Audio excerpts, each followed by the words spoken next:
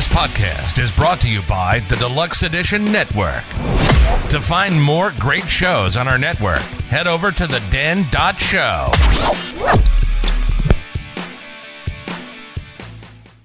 Yesterday, December 7th, 1941, a date which will live in infamy. The United States of America was suddenly and deliberately attacked by naval and air forces of the Empire of Japan. Drill is under attack. This is no shit. 6 Torpedo 1, I'm dropping my smoke tanks and returning to Enterprise. Follow me if you want. Do I have to remind you that I am your superior officer, Lieutenant? You gonna hide behind your rank? Save it for the Japs. We're at war now, McCluskey. When that guy screws up, people die. Listen to me. You want to keep playing? I suggest you knock off the cowboy bullshit. And we got most of the bombers, but not all of them. Looks like they almost got you. Yeah, not enough lead. I'm done playing politics. The Navy, hell, the whole damn country is counting on us. And I need my best men in the right spots. Well, I guess you're gonna have to learn to fly an SPD. I've logged plenty of hours in the Dauntless. Not diving at a live target. Can't be that hard. I mean, you do it. We're gonna give them a shellacking. I got a ship. Jap destroyer at flag speed. What do you want to bet she's trying to catch up with the carriers? Sir, we've been up here for almost 2 hours. What if we run out of fuel and the whole squadron has to ditch? Then I'll probably end up scrubbing potatoes at Leavenworth. Out of hell with it. Follow me, boys.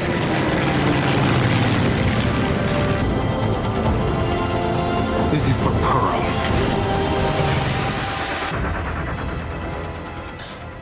Welcome to the show, everybody. So today's episode, we're talking about 2019 version of Midway. On the show, we have myself, Ragnar, Stu, Chase, and Ron. Thank you guys for joining me on this wonderful adventure that we are about to go through. I'm really looking forward to this one. Oh, yeah. With this fucking movie. Like I said, we're going to be talking about Midway, not the 1975 version. I'll delve into a little bit of that version, just a smidge, but we're going to be talking about the newer version. So the drink that I chose, which I fucking racked my damn brain on. Oh, it smells so good. Trying to figure out something for this fucking show, for this movie, to honor these men and women. And came across this one. Really, it's called Kings County Distillery, is what it's called. I was telling Ron and Stu that it's the oldest distillery in New York. Oh. Like how old? Like 1930s old? No, not even fucking close. I remember you saying this. No, the place is like 12 years old. That doesn't feel right. It doesn't feel not at right. all. No, but you got to remember too, New York hasn't had a distillery since Prohibition in 1933. Yeah, I remember us talking about that. But I'm not gonna lie, the bottle looks like that type of period of time. When, it looks old. You know, like what's it called when they during the Prohibition. Bootlegging? Yeah, bootlegging. It looks like a bootlegging bottle. That's what it really looks like because it's got just like the regular type of text. Yeah, and the cork on the top. I mean, seriously. I mean, it's nothing fancy. It's very simple. Lets the liquor speak for itself. Yeah. Yeah. And reason I chose this one is their distillery is in the Brooklyn Shipyard.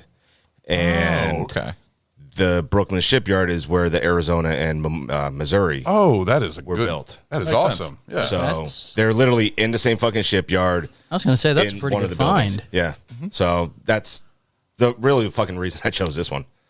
I was going to choose, I was going to go with one of Stu's, one of the Japanese whiskeys? No, the last one. Oh, yeah. The Courage and Conviction. Yes. Yeah. The sister bottle of that one. But I was like, nah, I don't want to piggyback off of it, so. It would have been fine if it was as good as the other Courage and Conviction. If it was as good as that first bottle.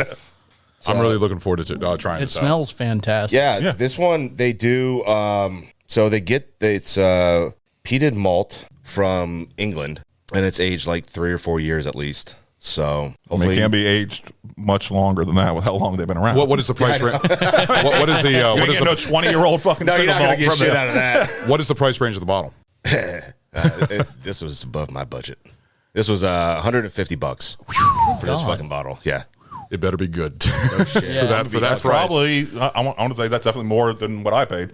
So that probably takes the cake for expensive bottles on the show. Yeah. Then this is the most I've ever spent. So it better be fucking good. It better be. All right, well, let's give this shit a shot here. Right. I almost grabbed the wrong glass. Let's go. Don't do that. That would have been very bad. Cheers. Cheers, everybody. Pros. Oh, fuck, that's good. That is, it's very full. Mm-hmm. And then the heat the kind of builds up on the end. Yeah, it comes up on you. Yeah. Yeah, it is. It's very smooth. Oh, man, the aftertaste is great. I'm loving this. Man, I'm glad that shit was good. Fuck. That is really good, man. That's fantastic. It surprises me on the level of heat because it's not like I can still feel it, but it's warm. Yeah, it's warming. Oh, it's definitely This warm. is a good sipping whiskey. This is something just to sit back and relax. And like I said, just the way it develops on the tail end of it, it's very interesting. Yeah, I give it 2 thumbs up. Seriously, that Absolutely. shit's good. I would definitely want to own a bottle of that. Sammy, Christmas gift idea. Seriously, Hey, and she gives me the fucking finger. What the fuck? That's his one Christmas gift. That's all it is. Yep. No, Yeah, that's definitely fucking 2, man. Yeah, no, Thumbs up for that. That was good. I think we're all going to give it Yeah. 2. Yeah, that's 2 I thumbs. mean, we all just spoke up what our thought process on it was. We don't need individual reviews. That's a 2 thumbs. That's absolutely. It's complete that's a 2 winner. thumbs up. No, Ragnar, good job, man. Good job picking that one out. Very good find. Well, you were scared though. You were really scared, weren't you?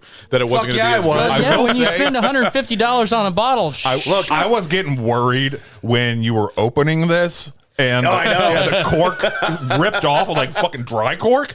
God, Yeah, you got to this is explain cheap that. ass shit. Fucking cork was almost stuck in the bottle. Yeah, so the actual top is like glued to the fucking cork.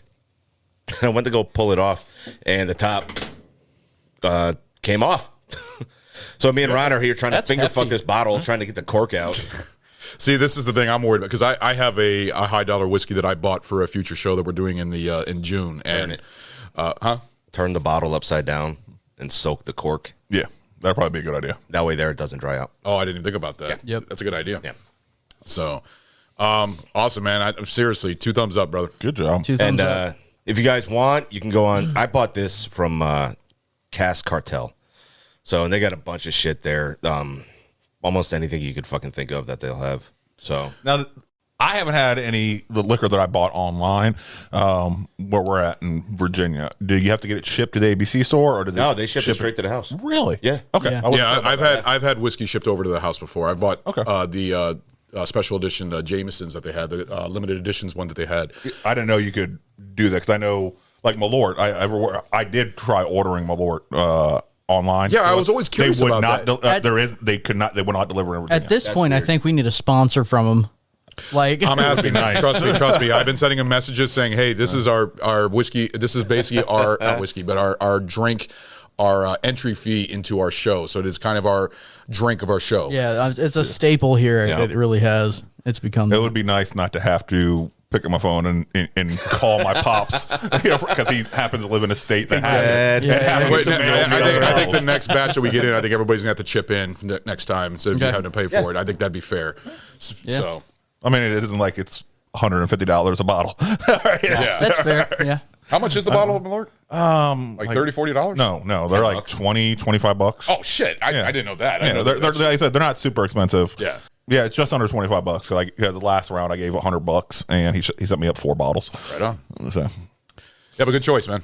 Thank you. absolutely. But now I'm definitely going to be sipping this, knowing the price point, and enjoying each sip. Absolutely. I'm like, You're gonna let it last. Yeah. So I think we have an extra bonus that we have to do here. Yeah. a couple extra bonuses.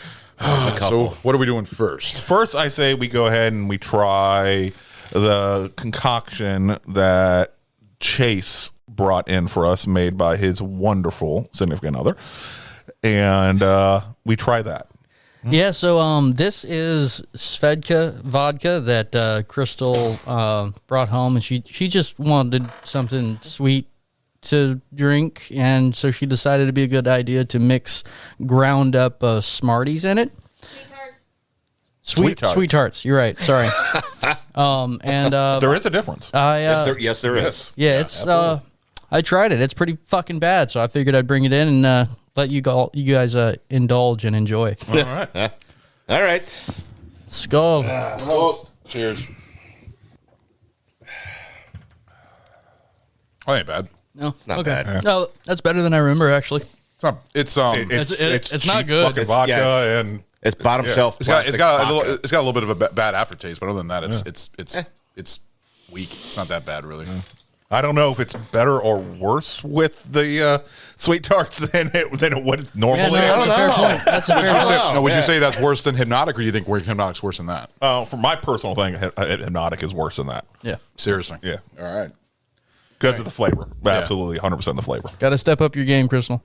So here's the next one. All right, the next one. This is gonna be. This good. is compliments of myself and Harley, with a very specific target audience in mind. But per the rules, any new liquor, everybody has to try it. I've already tried it while concocting it. All right, it is 1/2 El Toro tequila. Oh, silver. Fuck me. With the little sombrero hat. 1/4 Everclear. 1/4 Watermelon Shine. Fuck. All right, Put everything that I fucking hate. And It gets worse. this is Harley's wonderful contribution. So we took watermelon Starburst, melted it down. Took watermelon Jolly Ranchers, melted it down. Took watermelon Airheads, melted it down. Oh my god. Took watermelon rings, those little chewy rings, melted them down. Took watermelon blow pops, crushed them up, melted them down. Took watermelon. There's a lot of hate in this toward a particular individual. Watermelon hard candy that from a local is that it? store. No. Melted it down. Then mixed them all together. Super chilled it down. Then reboiled it in order to concentrate it even more, the mixture, and then put the mixture in said glass. And then let sit for several days at room temperature to properly infuse the alcohol. So let me get a video because Harley will kick me in the nuts if I do not get a video of the target audience on this. This is everything that I hate. Yeah. Really? Huh. Who would have thought that? Yeah, this is All right. not. And now I'm already getting recording. All right, so everybody, go ahead and post up. Man. Skull. All right. Oh, are you absolving yourself? Of I tried it during the making. Actually, it doesn't seem like it's affecting him that bad. No, it's not. It's actually not bad at all. That's delicious. It doesn't even taste like watermelon. Damn it. He tastes a lot of fucking candy. Damn it. It tastes A lot of sugar. Okay. You know what it tastes like? Sugar. It tastes like one of those Skittles. It tastes like a Skittle. Almost, yeah. Yeah, almost. Almost like the sour. I don't know. It's like all the Skittles. Like whenever you take a whole bunch of the different Skittles and just put them in your mouth. Yeah. That's what it tastes like. I must say, I'm happy that all this work that you put in to hurt him. Yeah. Failed. Yeah, no. That's what me and Harley were worried about. That's good as fuck. We were worried about that. That's not bad. That's doable. Seriously, that's actually not bad. Actually, I actually have to give credit to that. That's a good drink. Damn it. Yeah. Back to the drawing board. Yep. That's not that. It's very sugary. Yeah. No, like I said, it tastes like your drink. Like your I was betting on your aversion to sweetness.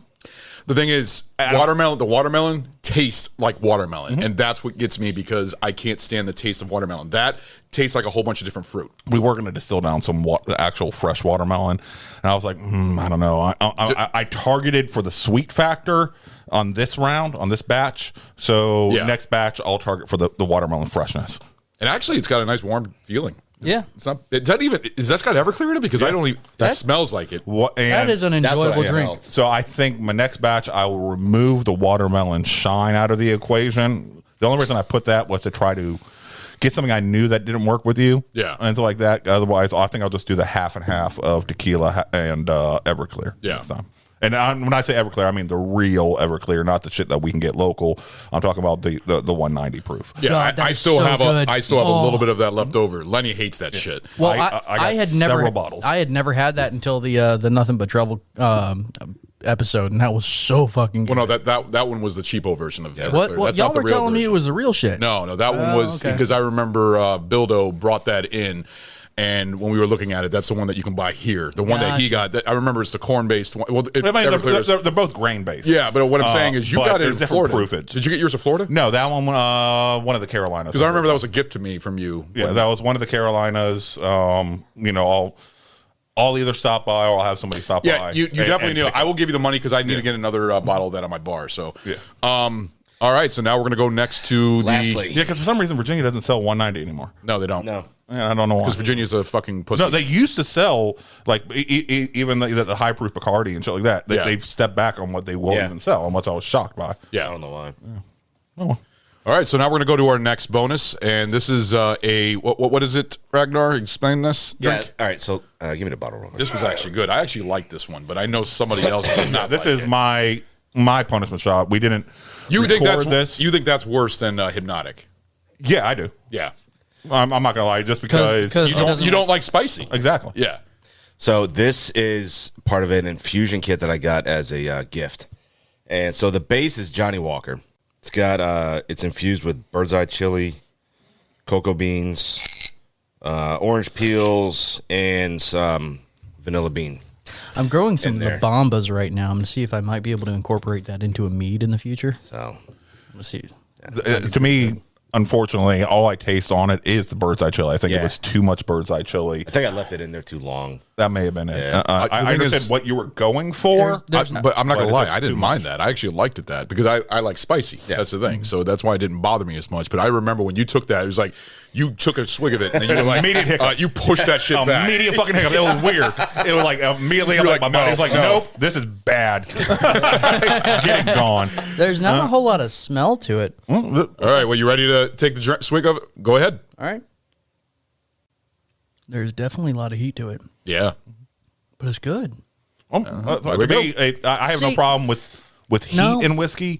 It's nothing but heat. You don't taste any other fucking flavor. No, that's like ghost pepper. It's like drinking ghost pepper and sense. whiskey at the same time. That's basically what it feels like. I think this is probably on the higher end of my tolerance for heat. Yeah. It's pretty fucking hot. And it stays there it lingers for a little bit. It does, but it's still enjoyable, except for the acidic flavor. Yeah.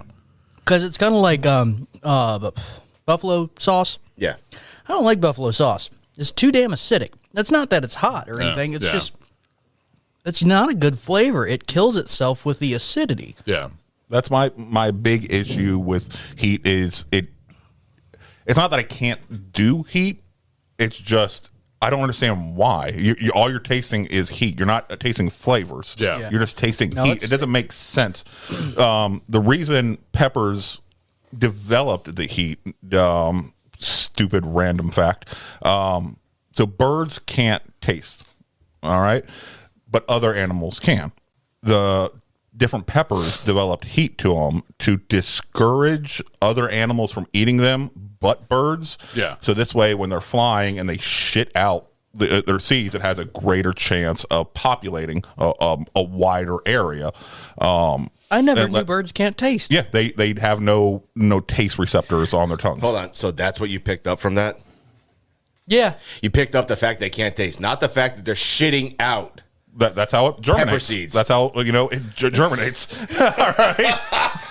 That's interesting. Yeah. It's a random fucking fact. That's the only reason that fucking peppers, everybody poops, bro. Yeah, that peppers develop. How many of us actually? It's because it's not meant for things with actual taste buds. Yeah. It's meant for things without taste buds in order to populate the species. Right. It's very interesting. All right, guys. Well, we're going to go ahead and we're going to take a word from our sponsor, and we'll be right back, guys.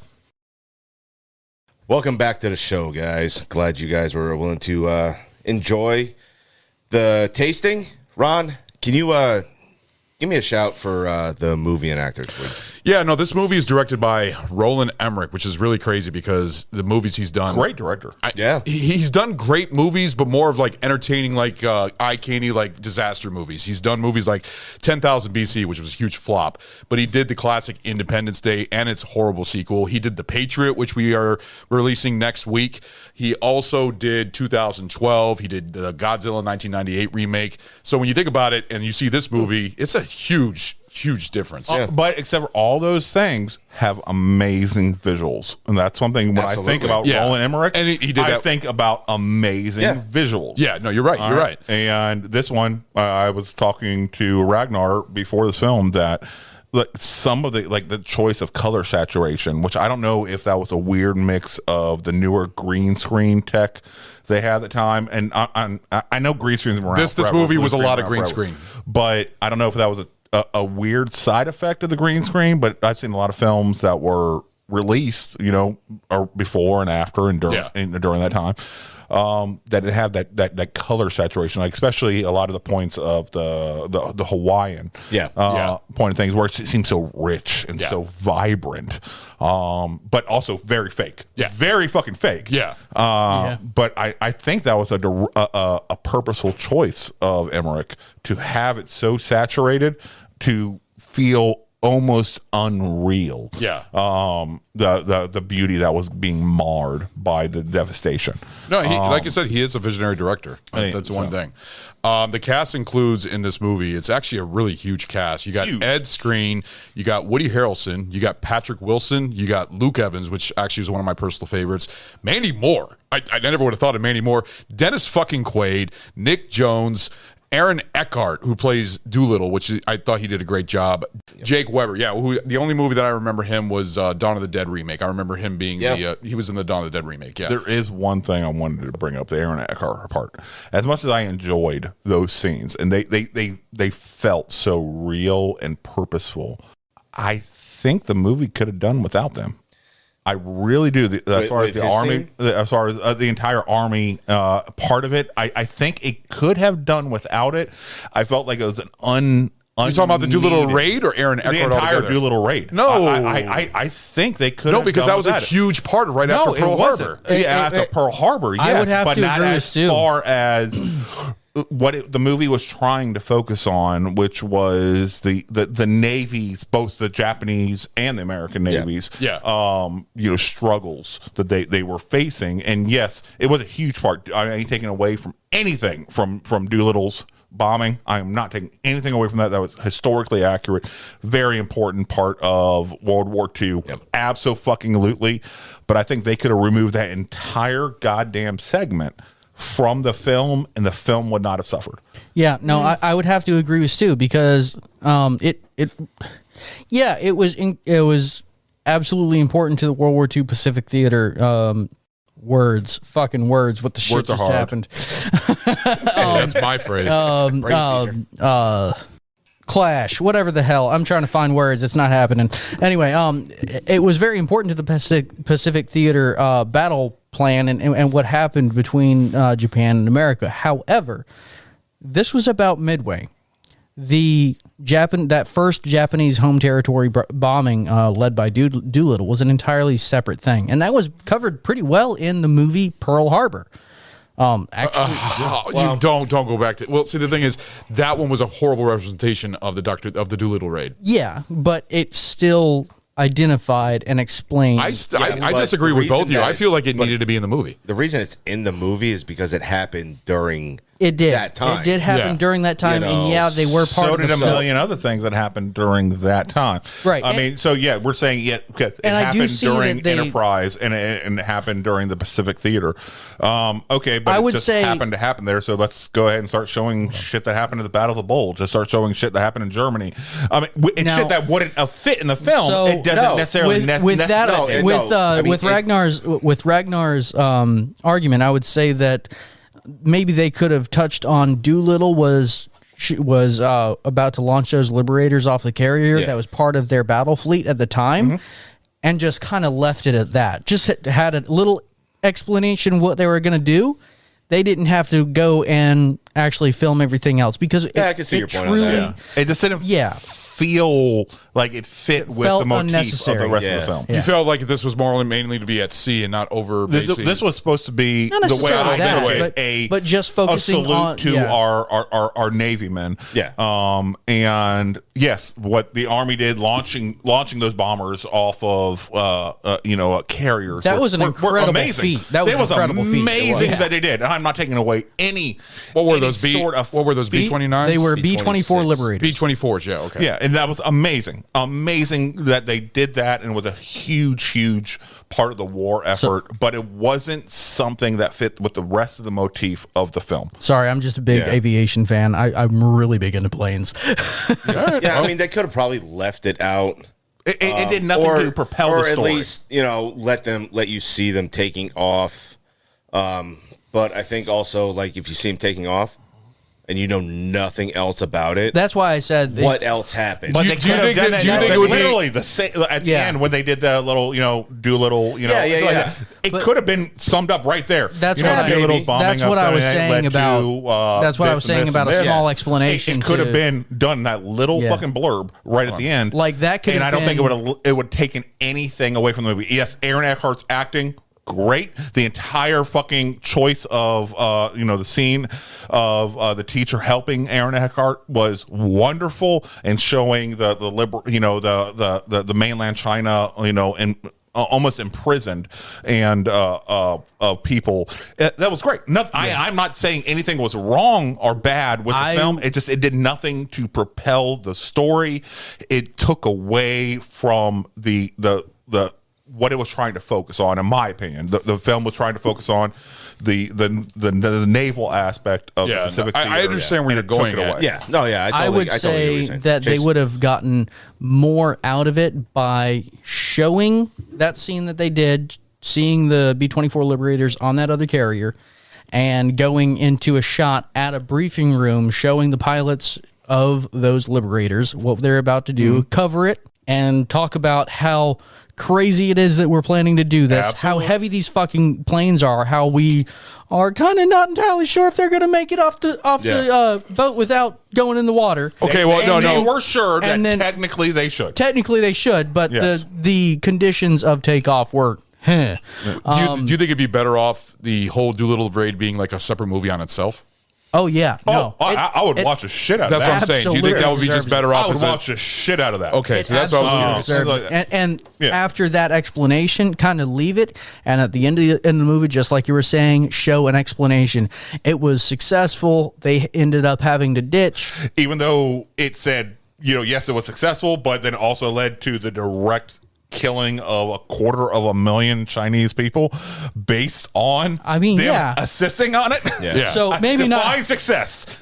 They achieved the mission, but it could have gotten its own blurb. I fully believe that Doolittle's crew deserves its own its own movie. Okay. That's fucking fascinating. That whole thing, and that could have been something wonderful to see, into that, of watching the different crew members trying to meet up in that city and the ones who survived. That could make a wonderful, very engrossing film. Yeah, this movie, Midway, is the Pacific Theater in World War II, and which I don't think we get enough focus on the film. We don't, and there's two reasons I chose Midway itself. One is that when you think of World War II, you think of inland, you think of Germany, Europe as a whole. Europe. I mean, in general, and you don't think of the Pacific Theater. You don't think of the Japanese front against Pacific Theater. No, you think of the Japanese in World War II, but you don't think of the fact that what it took to collapse the empire of Japan that led to directly the success in the European front. No, you don't. You don't see what one hand is doing for the other. Exactly. In it, And so the attack happened December 7th, 1941. Roughly little before 8 o'clock in the morning is when the Japanese struck. Total of 8 ships were lost in Battleship Row. The West Virginia, the California, the Oklahoma, the Nevada, the Arizona. And all of the ships that were in Battleship Row took damage. 4 actually sank. They chose a hell of a fucking time to do it. They did. They did. They really did. And as they did it. brutal as it was, tactically, it was so fucking. It was fucking smart. It really was. Oh my god! You know, was it the USS New Jersey that went back after wearing out its guns and had to re-equip using the USS Arizona's recovered guns barrels? Oh, shit. One of them, I know what you're talking about. I know one ship did go back. Yeah. To get refitted. I don't remember. I don't know if it was because it just fucking bombarded for like 3 days until it straight up wore out the barrels. Yeah, that was fucking impressive. Shit out of them. Yeah. I mean, that's what it's going to be. Oh yeah, no. Yeah. I mean, this is, and you got to think too is that these are battleships, and these things are it's what their name is. It's a fucking battleship. Yeah. You know, if you ever look online. So this is the only other movie that the Yamato is portrayed in, except for Tora Tora Tora, right? Tora Tora Tora and Pearl Harbor. Yeah. Okay, yeah. Yeah. And Yamato. Jesus Christ. You know, it's fantastic. I mean, incredibly armored and makes a great coral reef thanks to the United States military. Yep. But you have to give credit where credit is due. I mean, it was impressive. Impressive feat of engineering, and that's what I give. I give a lot of credit to this film. It didn't say, as far as all U.S. servicemen and U.S. Navy men that were lost. It gives credit to all. Both sides of it. I think this film does a great job of showing the intelligence that both sides really brought to the fucking table, and the skill and the honor that both sides truly brought to the table. They were fighting for what they thought was right, and using the 200-yard lens and shit like that, we can look at it, as the victors, what the right and wrong is. I did like that they included a Japanese aspect on their war council because they function very differently than the United States very much. does. Oh, yes, very much. It is very much so. The different branches of their military are okay, but also still so formal and so respectful. Well, the whole Japanese but also culture talking shit to each other in a respectful way. Yeah, so my god, the entirety of the Japanese culture. Politely, you can go fuck yourself. Yeah, exactly. Is what it is. You're there to carry us to our exactly. That's all you're fucking good for now, bitch. Yeah, respectfully. You're right. With all due respect, what I've always loved about the Japanese culture, and it really stems from the feudal era, was every aspect of your life can be perfected, and it should be. That includes political, diplomacy. That includes polishing whatever mirror socially, you have. Yes, everything can be gardening, done perfectly. making tea. Yes. It's awesome. I've even just Bushido, the Bushido code. Okay, you want to be a samurai, you have to meet the Bushido code, and in that Bushido code means you have to know how to fucking serve tea. They even reference that as far as they've told us to go and charge at our enemies as samurai to regain our honor. Yeah. I was like, I believe that was probably something that was literally word for word fucking said in that situation. Or at least very similar, but I've always had a lot of respect for them on that perspective, especially. I mean, just look at the fact that what we did to them in order to end it, and we came in with brutality in order to end them and show them the juice wasn't worth the fucking squeeze anymore. Well, that's the American way. And not just once, but twice. Yeah. All right, we just fucking slapped the tits out of their fucking mouth. But and that's what I was about to say. At pictures of Hiroshima and Nagasaki. All right, from afterwards, they look like fucking modern day Detroit. To what they look like now, and it's just fucking pillars of goddamn future shit. Do you realize? It's amazing how quickly they fucking recovered. Do you realize there is one guy that was stuck in? He lived through the first bombing. Yes, he got minor injuries, yes. went back home, and while he's sitting there describing how it happened, they fucking dropped a second nuke, and he lived without any injuries. He lived to be 90 years old. Didn't even die of fucking cancer. Jesus. Holy shit. He was on a work thing and so like that. They sent him. If y'all are looking for real life Avenger, he was one of them. Jesus. Which one came first? Hiroshima or Nagasaki? I forget which one. Hiroshima. Okay, Hiroshima. so he was based out of Nagasaki. Work sent him to Hiroshima for some work event or so like that. Fucking goddamn nuke explodes. All right, he comes back. He's like, "Fuck, goddamn! You will not believe what just happened to me." Flash. What was that? Shadows on wall. All right, all over again. All right, he's like, "Fuck!" Following him, cursed. All right, it was fucking weird. To be fair, I don't want to downplay the fucking terror that this man went through, but looking back on it, retrospectively, that is incredible that it even happened. Oh yeah, absolutely. I'd be going around breaking every law I can at that point, going, "Fuck it, I am the luckiest man alive." Yeah. All right, nothing can hurt me. I am a god incarnate right fucking now. nuclear fission can't touch me. What the fuck are you gonna do? Exactly. I'm sorry, I've completely derailed you that movie. No, it's I fine. apologize. It's good. All the battleships previously listed, 4 of them actually sank, and they recovered them, refitted them, and everything like that, and sent them fucking back out to do their job.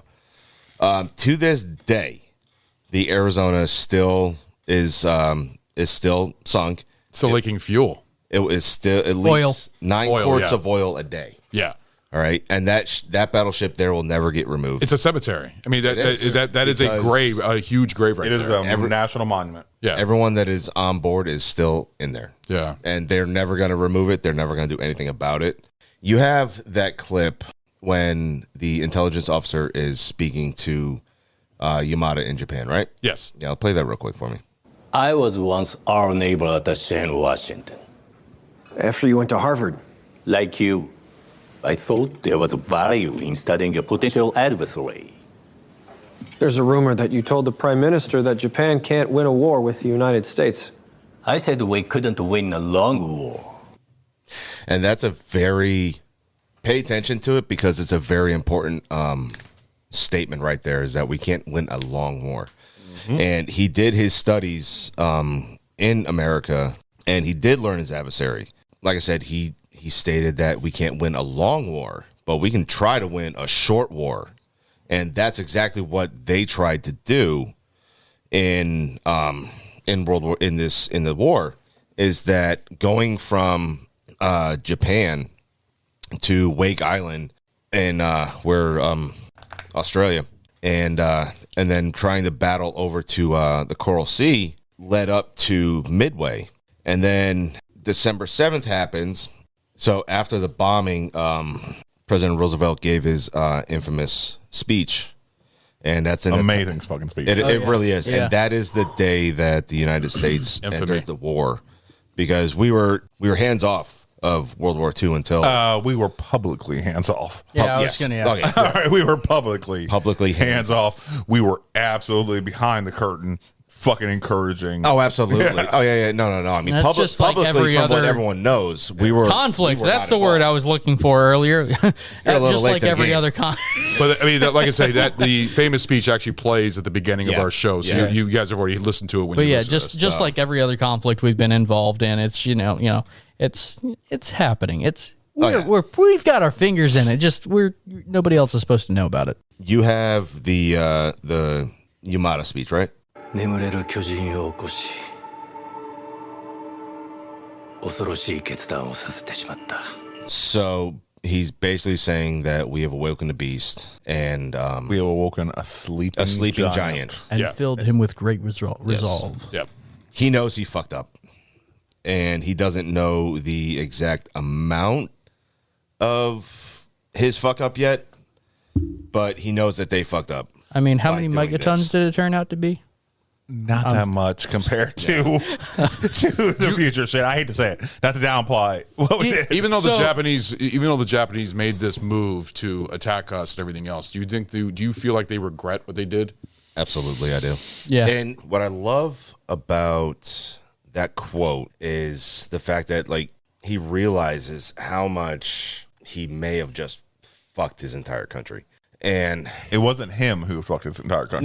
No, I'm sorry, not him, but what they did. Exactly. What they did. Fucked his entire country. And they don't know the extent of how bad they're going to get it until, a few years later. I think America has a really good reputation of saying, surprise, motherfucker. If you do not land a knockout blow, then yeah.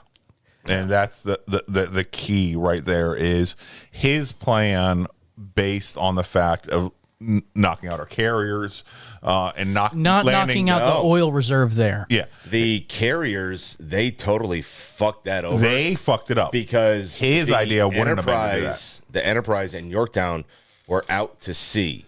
But I think it was more than just Enterprise and Yorktown. I think it was several carriers were currently out at doing scouting missions. No, it was just them two? It was just those two that were out, and they were you may be trying to include the submarines that we had out as well. No. I'm not including the support forces, which I include the submarines as the support forces. I could have sworn there was a whole lot more carriers than that, though. No, we only had what? The Enterprise, the Yorktown, and I think we only had like 9 maybe total carriers. There's one more over there. For some reason, I feel like it's either 7 or 9 carriers, while Japan had what? No, Japan had 9. We had 3 operable once we were going into this conflict. That's it. After Pearl Harbor, we only had 3. Okay, and then Japan had 9. But it was That's based why it was on so fucking terrifying. His plan was to knock out the carriers and knock out the oil, basically put Pearl Harbor out of the picture for a year minimum, and so the Pacific fleet would no longer been operational for basically a year, and that would have been a huge benefit versus what ended up happening. We still not only were operational out of there, but we had our carrier capability, which allowed us to strike mainland Japan versus their satellite areas. We wouldn't have been able to do that without our carrier capability. Now, for Midway, was that actually was the Midway transmission that gave us a defined? That's exactly what we're talking about. Was that actually the water break, or in real life was that? I seem to recall something about a non-encrypted message from Midway, something about Tootsie Rolls, or am I thinking about an Iwo Jima engagement? You're thinking of something else, right? So the what it was is Lieutenant Commander Layton, who is the intel guy, intelligence officer, right? Yeah. So he was working with the intelligence liaison, I believe, right? No, he was not the liaison. He was the actual officer. Okay. And he's the one that actually said that this is the biggest intelligence fuck up in the world. Yeah, and in American history. I'm sorry, in America's history. You're right. And remember, this is he did say it was a fuck up, but I don't think it was a fuck up. It was. This is to date, though. Yeah, intelligence did their fucking job. It was a failure to accept the intel. Yeah, yeah, but were they learning as they go? Basically, they were. The problem that's is called that, war. Yeah, the problem is that you have for this section here, you have intel that Pearl has, and then you have intel that Washington has. They both have the same fucking intel. Exactly. It's just how you interpret exactly how you interpret it. Okay. So what Lieutenant Commander Layton's crew did, which is he had intelligence people and band members, because he figured if they can read notes, which is a mathematical talking about the rhythm and all that, they can read code, they can decipher, and it's not just the fact of being able to read and decipher. He was so goddamn brilliant to take that little tidbits of information and paint a picture based on tiny little one word or one sentence fucking fragments. Absolutely. But wasn't a bunch of basically together. a bunch of people in there, like a whole bunch of geniuses in there, basically trying to work this all out. I mean, It trying was to figure. more. I don't say it was more the one guy who was able to put the picture together. Yeah, it was his. It wasn't Leighton himself. No, he was. You're right. Okay, so you call him a liaison. Yes, he would be a liaison to Nimitz, but more of a to Admiral spokesperson Nimitz, from the Intel sect. But he is in the Intel sector for it. So, yeah, I guess you could say he would be a liaison between the Intel, Or at least function there. You know what I mean? Mm-hmm.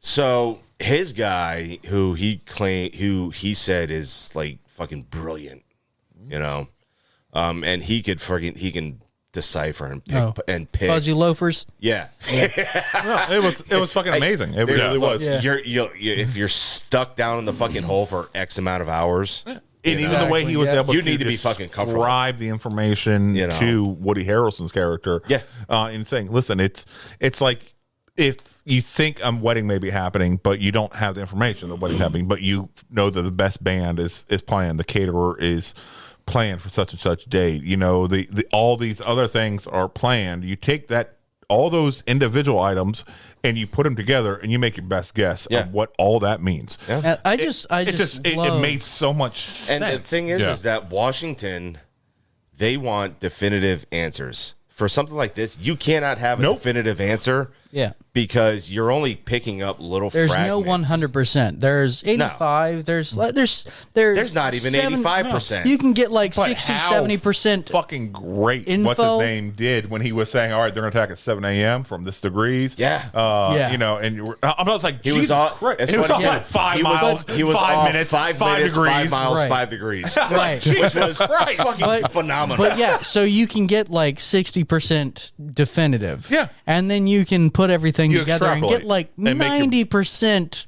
confidence in that. That you're hoping. That's what confidence is. That's what you're hoping. Yep, that's All what confidence because is. How badly everything could have gone if they interpreted this Midway attack, and including to the point of putting out false information in order to convince the Pentagon that to go with the Midway theory versus going with the Australian front. I just absolutely loved the sit rep briefing when they were introducing the new commander of the USS Enterprise, where they're saying that, and you can watch Leighton go from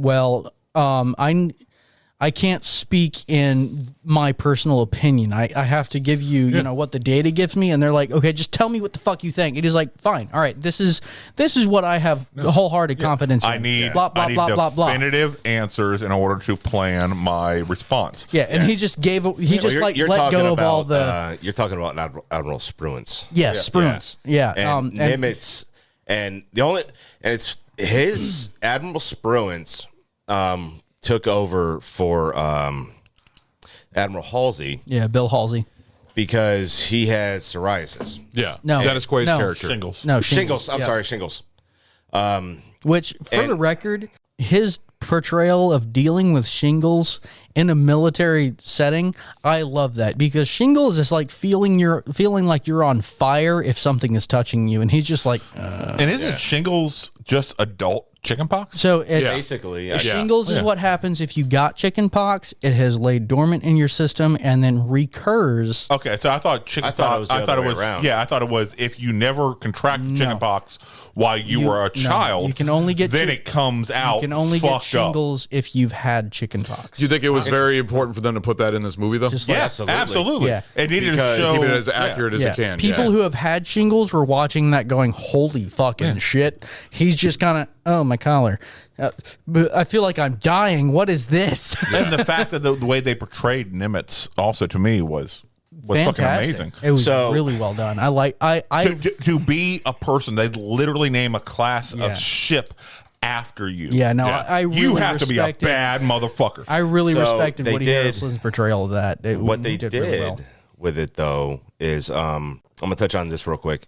Is that Admiral Spruance? He never commanded any sort of carrier force at all. He got the job. Admiral Nimitz promoted him to take over Admiral Halsey's place, just for the simple fact that he trusted his tactical development and his situational awareness. This is the guy. This is basically where he said, "Welcome to the hardest job in the world." No. So you're getting that mixed up when Admiral Nimitz took over. Oh, okay. So I thought Nimitz was a colonel.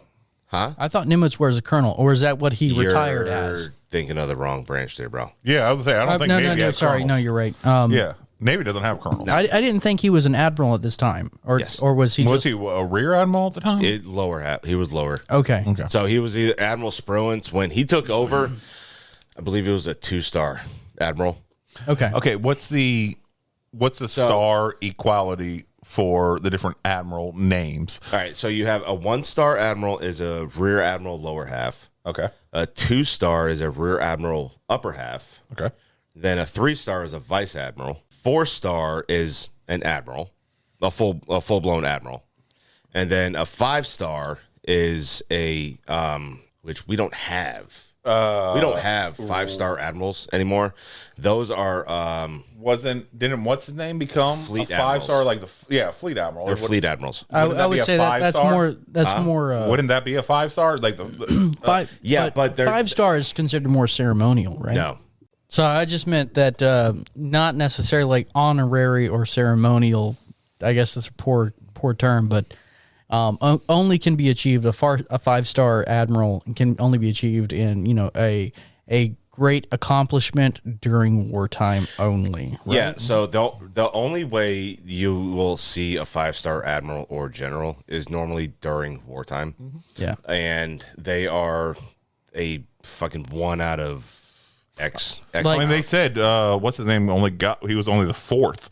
1 out of 4 fleet admirals in the entire history of the United States. Right. Yeah. So it's very much so rare. Yes. So it's very much so like being handpicked, almost like for a medal of valor. Handpicked. Patton being a 5-star. Right. Okay. It's so ridiculous, or it's not ceremonial. Yeah. It's still just showing you this is the baddest motherfucker. Period. Okay. Yeah.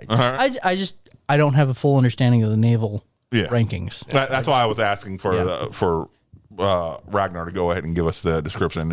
I know Army / Air Force, equivalent their names for the generals.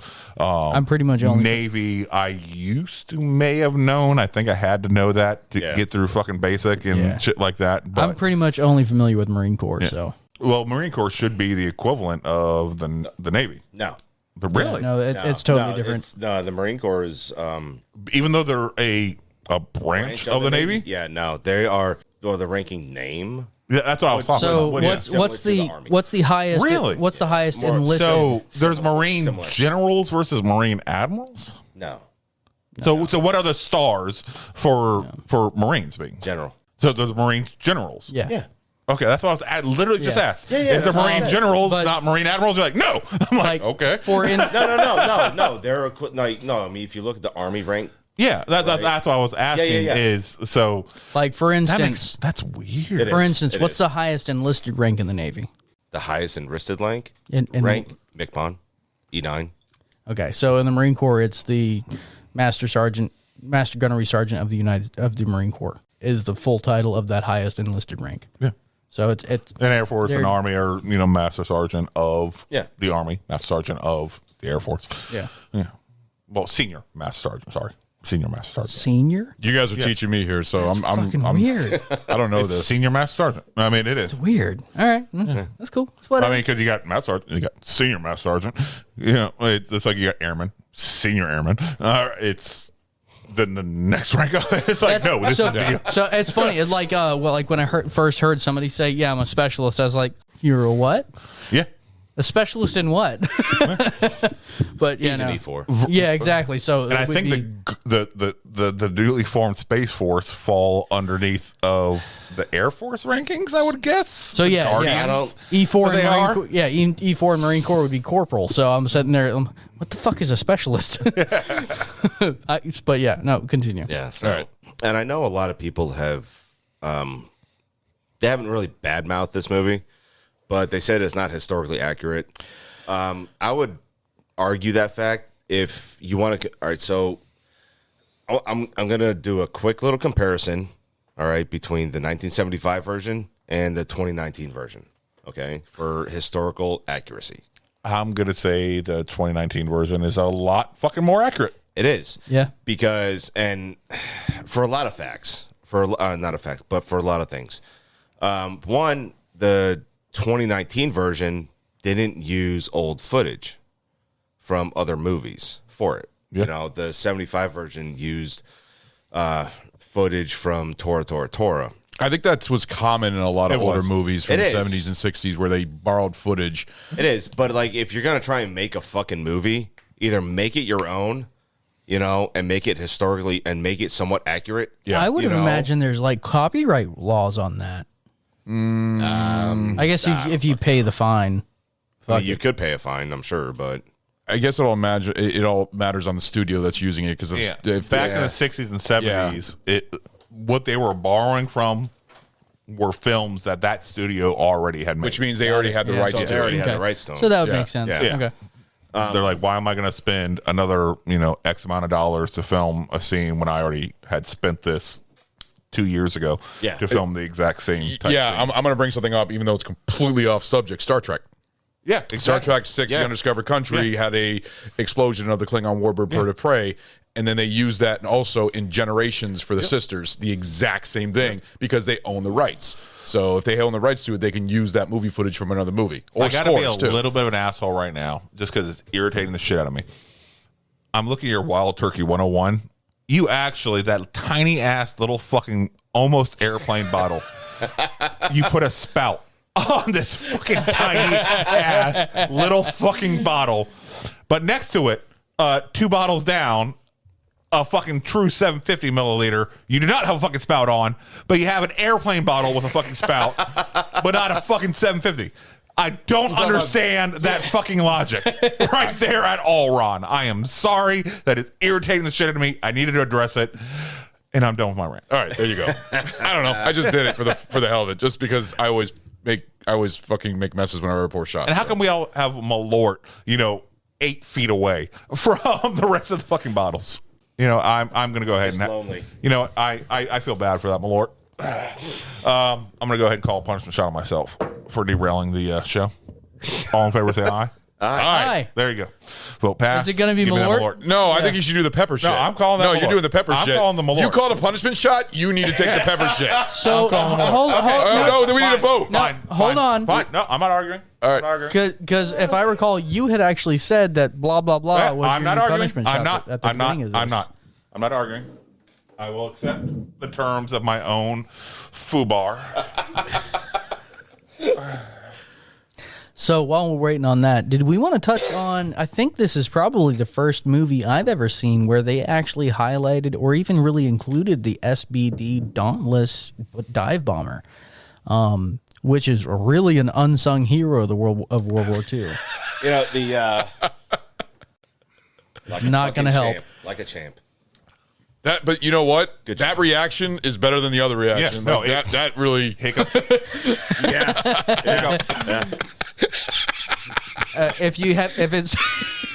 If it's spicy, you gotta have take a spoonful of honey. Ooh, yeah, spoonful of honey will make the spice go away. You gotta buy another kit. You know that. I still have shit at the house. Yeah, you're gonna have to make more of that. Give me that Malort, because I felt bad for the Malort. That's why I was doing it. I felt bad for the Malort. It's still lonely. The good thing about what I love. You're welcome. It's a good radio. It's the first time I'm finally seeing a reaction. I'm loving this. I'm impressed. The hypnotic doesn't do anything. It's the fucking hiccups. I can't control it. Sorry, Ragnar. Oh man, I love it. Oh. Better. Oh my! I think we may need to mix that hot stuff with Malort as a new pun, or no, maybe it did help reset my diaphragm. Oh, okay. But it didn't look like it worked. As you're hiccuping. All right, Ragnar, get back to what you were talking about. So the movie, which I love this fact of it, was overseen by the Naval Heritage and History Command. You good, bro? Because no, I'm just trying not to hiccup in the mic. Because they wanted this movie to be so historically accurate that they involved the actual fucking Navy for it. And I have to give credit to the director, Roland Emmerich, because like I said, I watched the making of this, and he said that they wanted to do everything possible to make this a good remembrance for the people that were there and make it as accurate as possible, which I give a lot of respect to. I wasn't expecting that from a director like that, and he actually pulled it off really well. You know, the one that we did recently with Robert Eggers. Oh, with Northman. He did the same fucking thing. Yeah, no, he does. He puts research into all of his. Yeah, and you can really appreciate a director and actors involved that put forth the amount of effort to actually put out a fucking good product and do the research, especially for something like this. Yeah, you know. And the one thing that was actually really fucking cool that I found out was that I saw side by side comparisons of the actors and the actual headshots of the people. Are you talking about the end? Yeah, right at the end. You talking about at the end where you see it at the end as well. But like I saw it online, and they have the actual people that were involved in the movie, the actual person, and then a side by side of the actor, and they look like. I mean, it was very fucking similar. That's awesome. Dennis Quaid, like when I saw the picture of just at the ending part, and I saw the picture of Dennis Quaid in the other and the original one, it was almost like a lookalike. It looked perfect for the role. No, I was but very I don't impressed. think for something like this, I don't think they needed to have a lookalike. I really don't. No, not even a lookalike. No, you're right.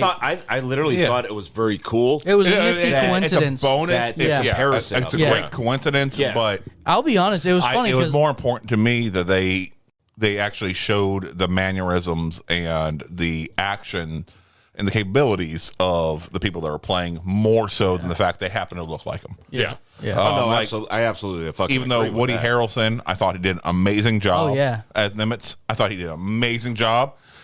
Did it have to be that weird obviously dyed white in order to portray I think it did actually add to the character. I think it did because I think it needed to be. I don't think they did enough to maybe his facial makeup to make him seem old enough to it's warrant fucking $30 hair dye, man. It's worth it. No, but I don't think. I guarantee you it wasn't $30. I don't think it Hollywood. It warranted the. They could have done more to make him seem a little bit older in the facial region in order to justify the white hair. And been more believable than just leaving him, his normal hair color and seeming that way. Okay, how about what you think about Best? The way that he talked, not the look, but the way that he talked. I'm the Jersey fine accent with most of the stuff because they were doing the best they could to portray the character. Or not the character, the actual person they were trying to emulate. Yeah. And that was more important to me is the acting on the person versus the look of said person. As far as Nimitz goes, when he took command of Pearl Harbor, he was what, early 40s? Yeah, and to me, was he solid white hair at early 40s? And yes, I would say because I've known guys that have been. And it's all stress induced. Yeah, no, stress doesn't make your face age. Stress makes your stress hair can absolutely fucking make your face age. It can. Absolutely. But it'll hit your hair first. But no, to me, it's it may hit it first, but normally you go gray then white. It's a lot rarer that you go at 40 to straight white. I know a dude. Actually, my first manager at look at Ron. All right, look at Ron's fucking gray ass fucking streak. No, it's not white.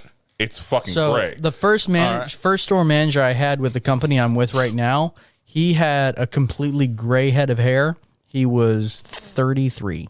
No, I've seen people in their 20s with hair. In my early 20s, I started going gray and bald at the same fucking time. Exactly. It's why I fucking sport the baldness. I'm like, fuck this. I give up. You win. Fuck you. All right. God, Stu had a long head of hair all the way down to his neck too. And that was when I first met him. That was my last hurrah. I knew I was losing my fucking hair at the time. You had the bald cap on the top though. Yeah. I had the Picard going on and shit like that. And I'm like, all right, no, this is my last hurrah. And it was shortly after Ron and Sammy's wedding. that I just shaved it all off because I knew that was my last hurrah.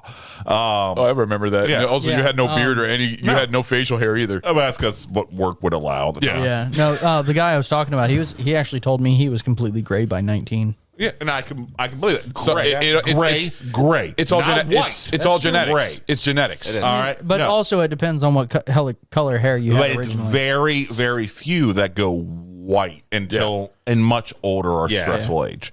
That's why Woody Harrelson as Nimitz. I was like, all right, if they wanted to do white the way they did in the film, I would have preferred them also aging his face a little bit, adding a little more wrinkles, a little more stress, crow feet, or whatever you fucking want to call it. That would have came with it. Or instead, they could have just gone the fucking dirty blonde that he naturally sports, and it would have just been just unbelievable. Are you kind of bringing this up also to like Anthony Hopkins doing Nixon because he looked nothing like Nixon, but he did the acting of Nixon? To me, it's more important that you embody the character instead of the look. Okay, I see what you're saying. And if you happen to look like the guy, awesome. That's a huge plus. Well, see, I think that's a better thing to do. I mean, I understand what you're saying on the whole character wise, but looks do add to make it more accurate. It may, but also besides these films and besides Ragnar, I don't think most of us would have a clue what Nimitz actually looked like. Yeah. Right? Yeah. I don't think that's a common person versus somebody like Eisenhower or Nixon. Yeah. It isn't somebody that's in the common mentality. Right. So they could have made him look like whatever. And it's just something about the white, the stark white hair versus the aged face that he had at the time with very little makeup. Yeah. It just seemed so stark of a contrast whenever he appeared on screen.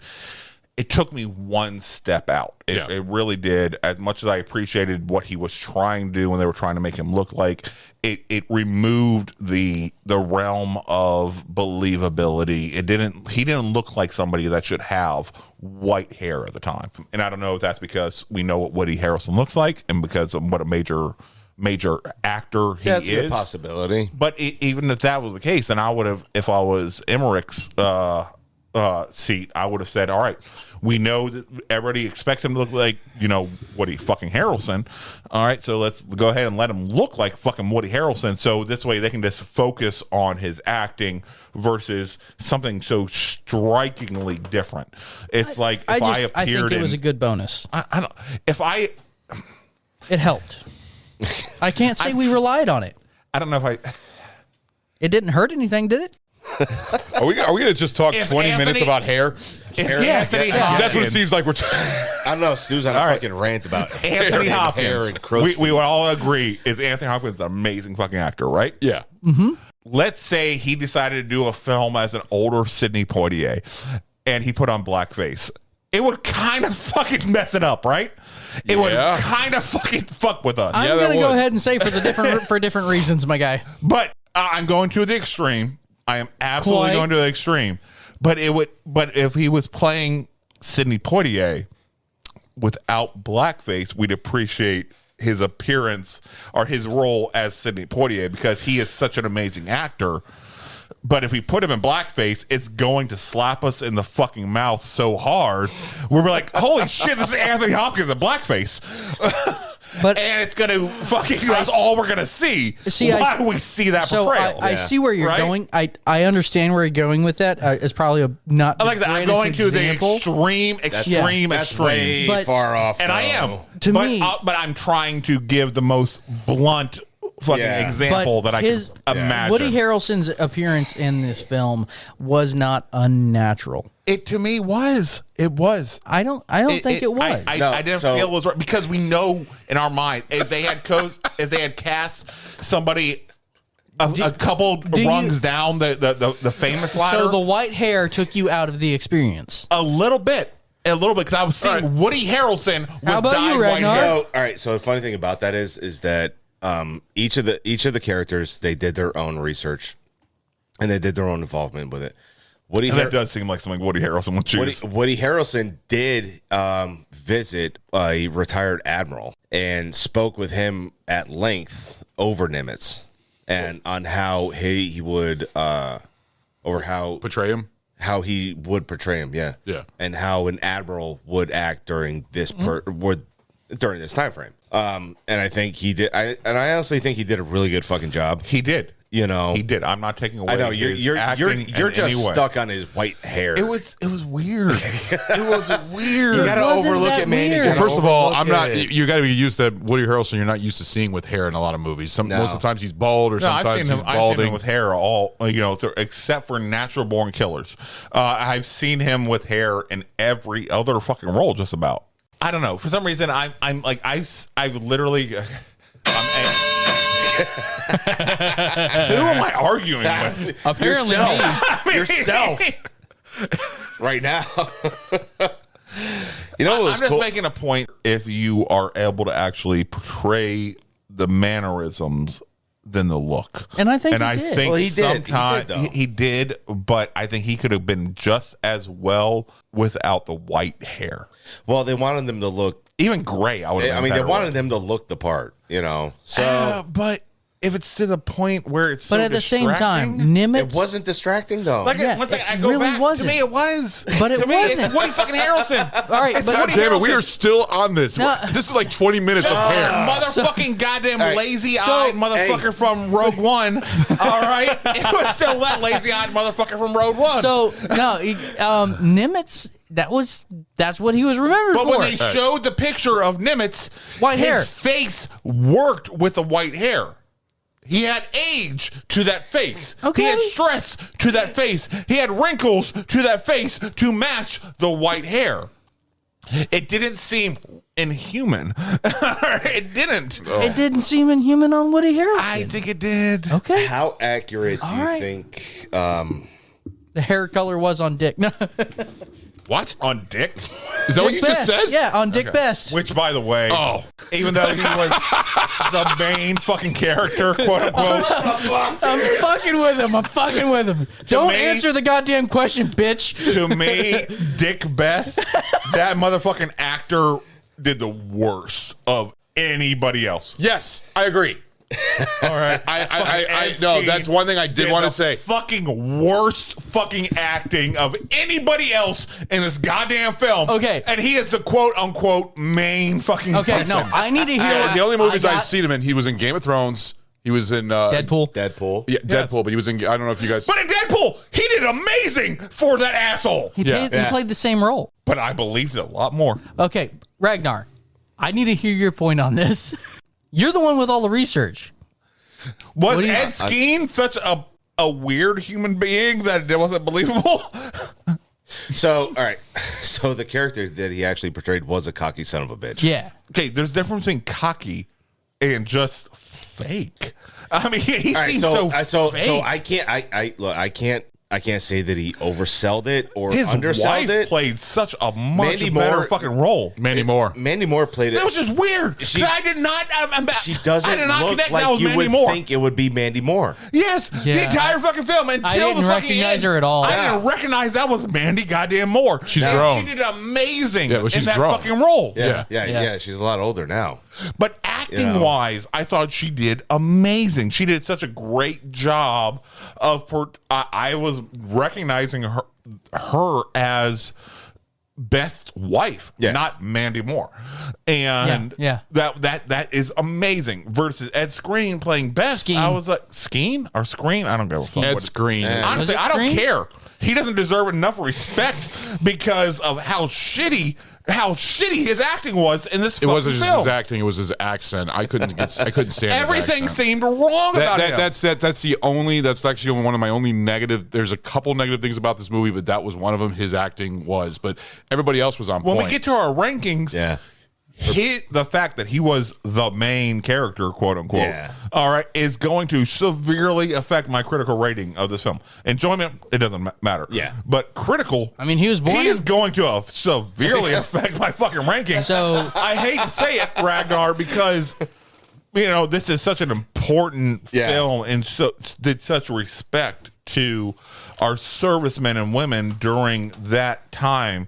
and our support staff during that fucking time. It did an amazing fucking job. But then to cast this piece of shit as the main fucking character. I would venture to say that they were probably casting on look. Even that doesn't look like Ed fucking Screen to me. I don't know. That's not. Yeah, that's Dick Best. I know what I'm saying. If you're casting Ed Screen in order to play Dick Best, I'm saying you did wrong. You failed. I can see the resemblance, and he was from New Jersey. Each one, you're not going to find anybody exactly. I mean, what the fuck are you basing it on? Ed Screen No, I agree. No, Ragnar, I believe you in that. A gaunt face.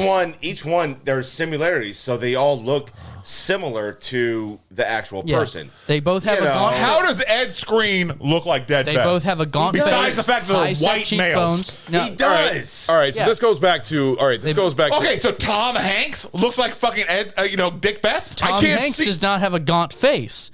Tom Screen Hanks has had a gaunt face. But did he during this time? No. Tom Hanks in goddamn the one I'm where he was not a watching fucking a Polar goddamn, Express fucking conductor pilot a plane. Shit. What movie? No, the one where he was alone on the island. Castaway. Yeah. All right, super gaunt. Right. All right. I think still doesn't have the high set. Would have been closer to fucking goddamn Dick Best than Ed Screen was. Does not have the high set cheekbones. But they try to make him. They try to make him like a huge cocky asshole. And basically. they have similar chins. Yeah. And that was the whole point. That was the whole point. That was of him casting. Poor casting. He was cocky and he was arrogant. He was confident. So that's the whole point of him getting. Are you just casted. slugging Jepsons for no fucking reason? He fucking now? likes it. Okay, it's not bad. I have a question. But yeah. Oh no, I'm sorry. No. Go ahead. I was just going to bring another acting thing, but I want you to get you. Oh yeah, no. Thank you, Jepson Malort, for providing such a wonderful alcohol. I am just fucking flabbergasted. Right? What the shit? What? He just electively poured himself some. He likes it. It's not bad. It's not bad. How do you? I don't think it's bad. I just hate the linger. That's the only thing I hate. I don't like longer. How My it guy, lingers on the your tongue. military fucking broke you. No. Military made me strong. It made me strong. All right. So once again, you look at me and Ragnar.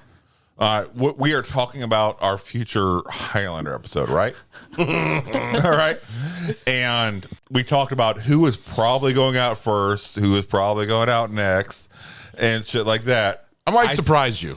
You might. You might. Exactly. I probably will not. Surprise us. All right. But based on our previous episodes, it seems like it's probably going to be down between me and Ragnar. Yeah. As far as who the last man standing is going to be. Right. We'll just have to see. Start drinking your liquor, boys. Yeah. So Your tolerance I don't is think it broke us. I think it made us more willing to accept. Yes.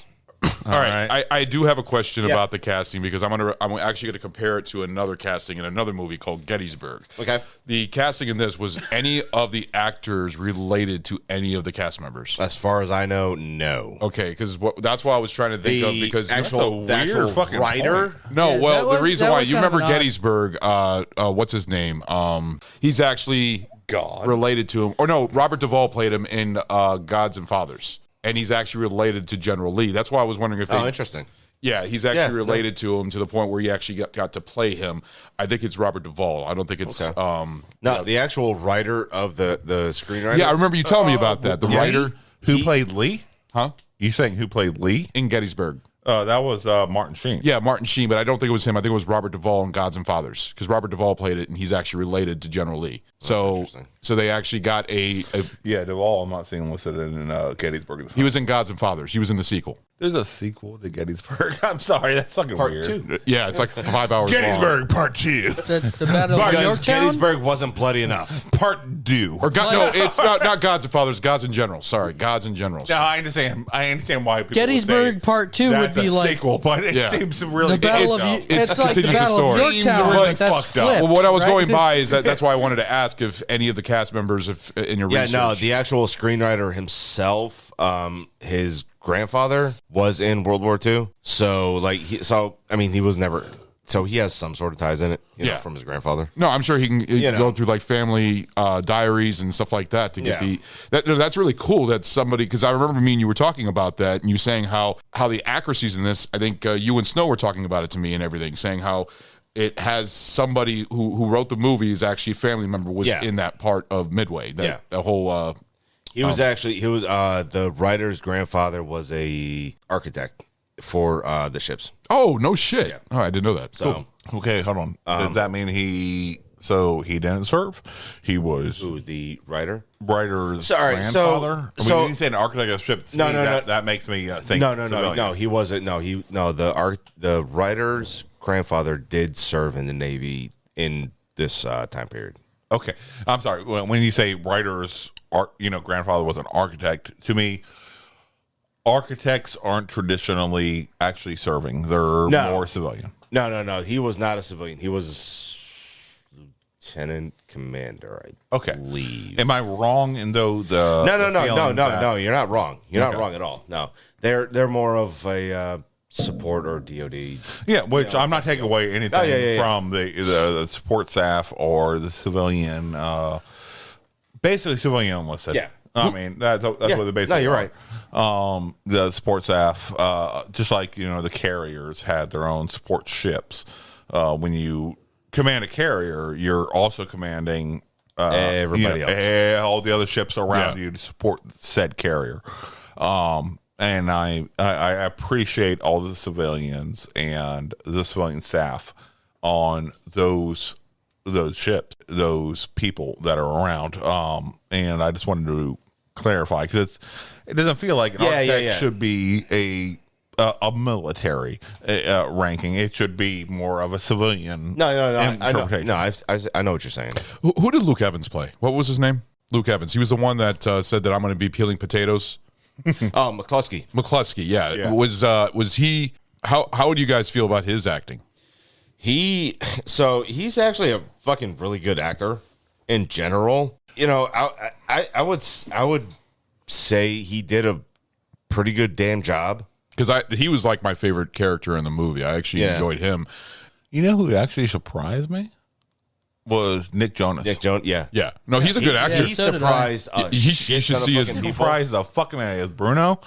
He surprised the fuck out of me. That he actually showed more respectful acting chops than like Harry Connick Jr., who will address in a future film.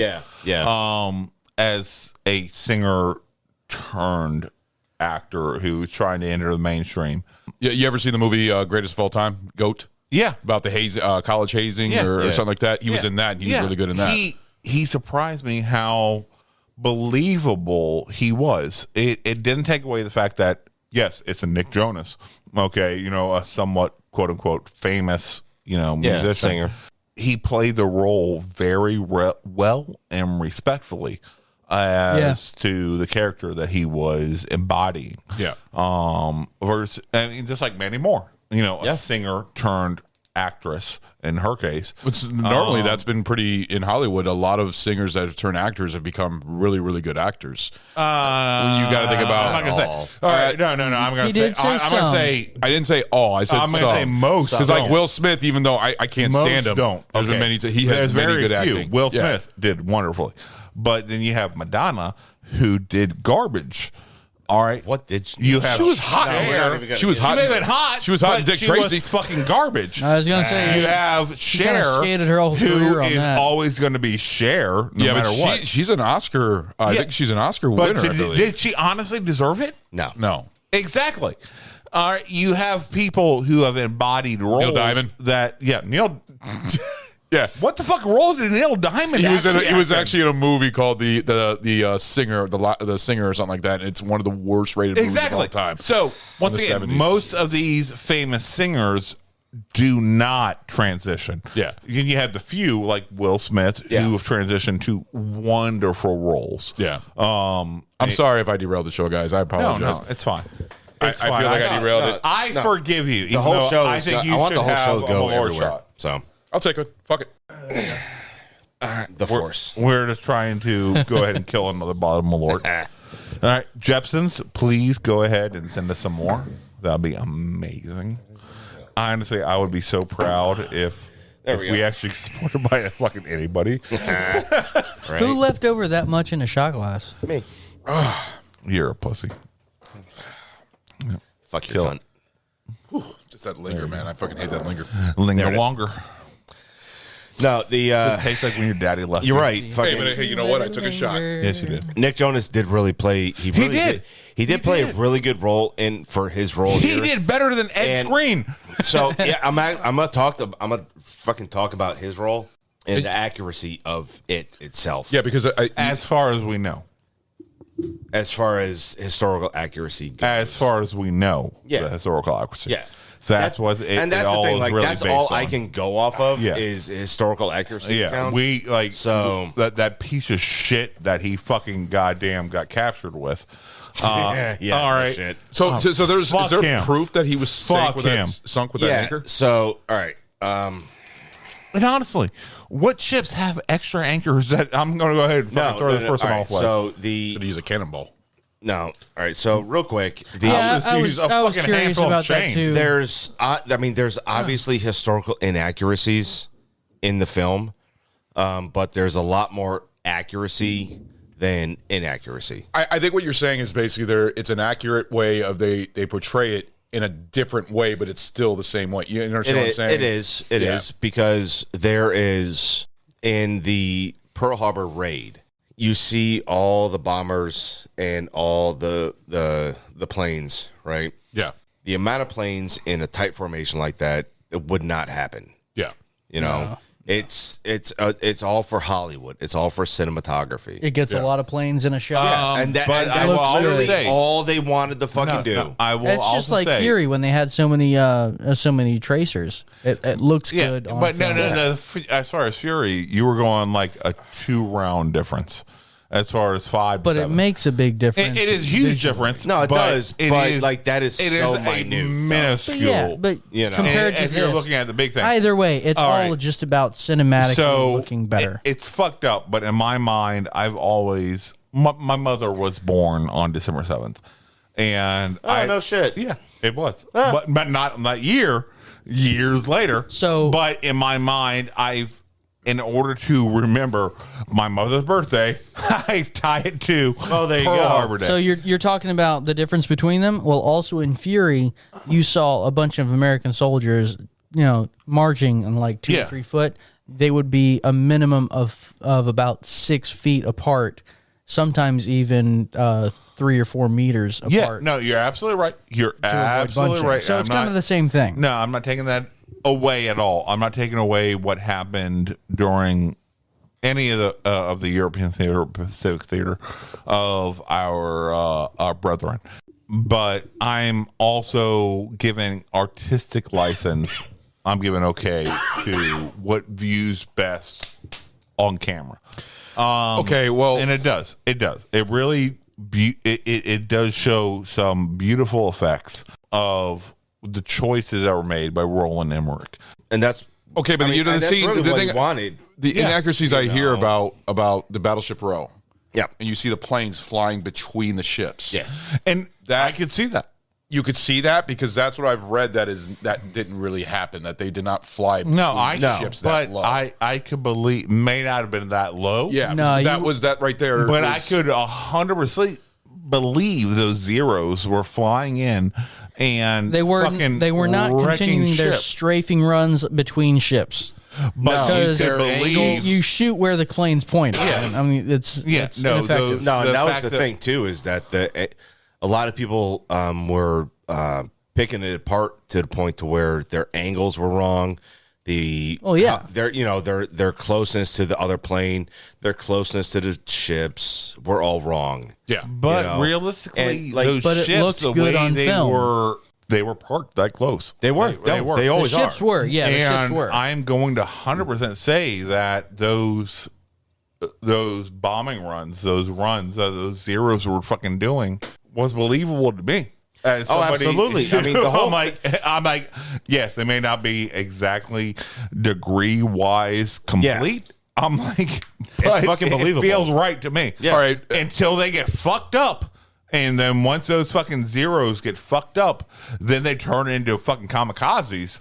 Yes. All right, because most of the time those zeros were not kamikazes. The one thing I did want to bring up, because we were talking about the Battleship Row and everything else on the bombing sequence of Pearl Harbor. Yeah.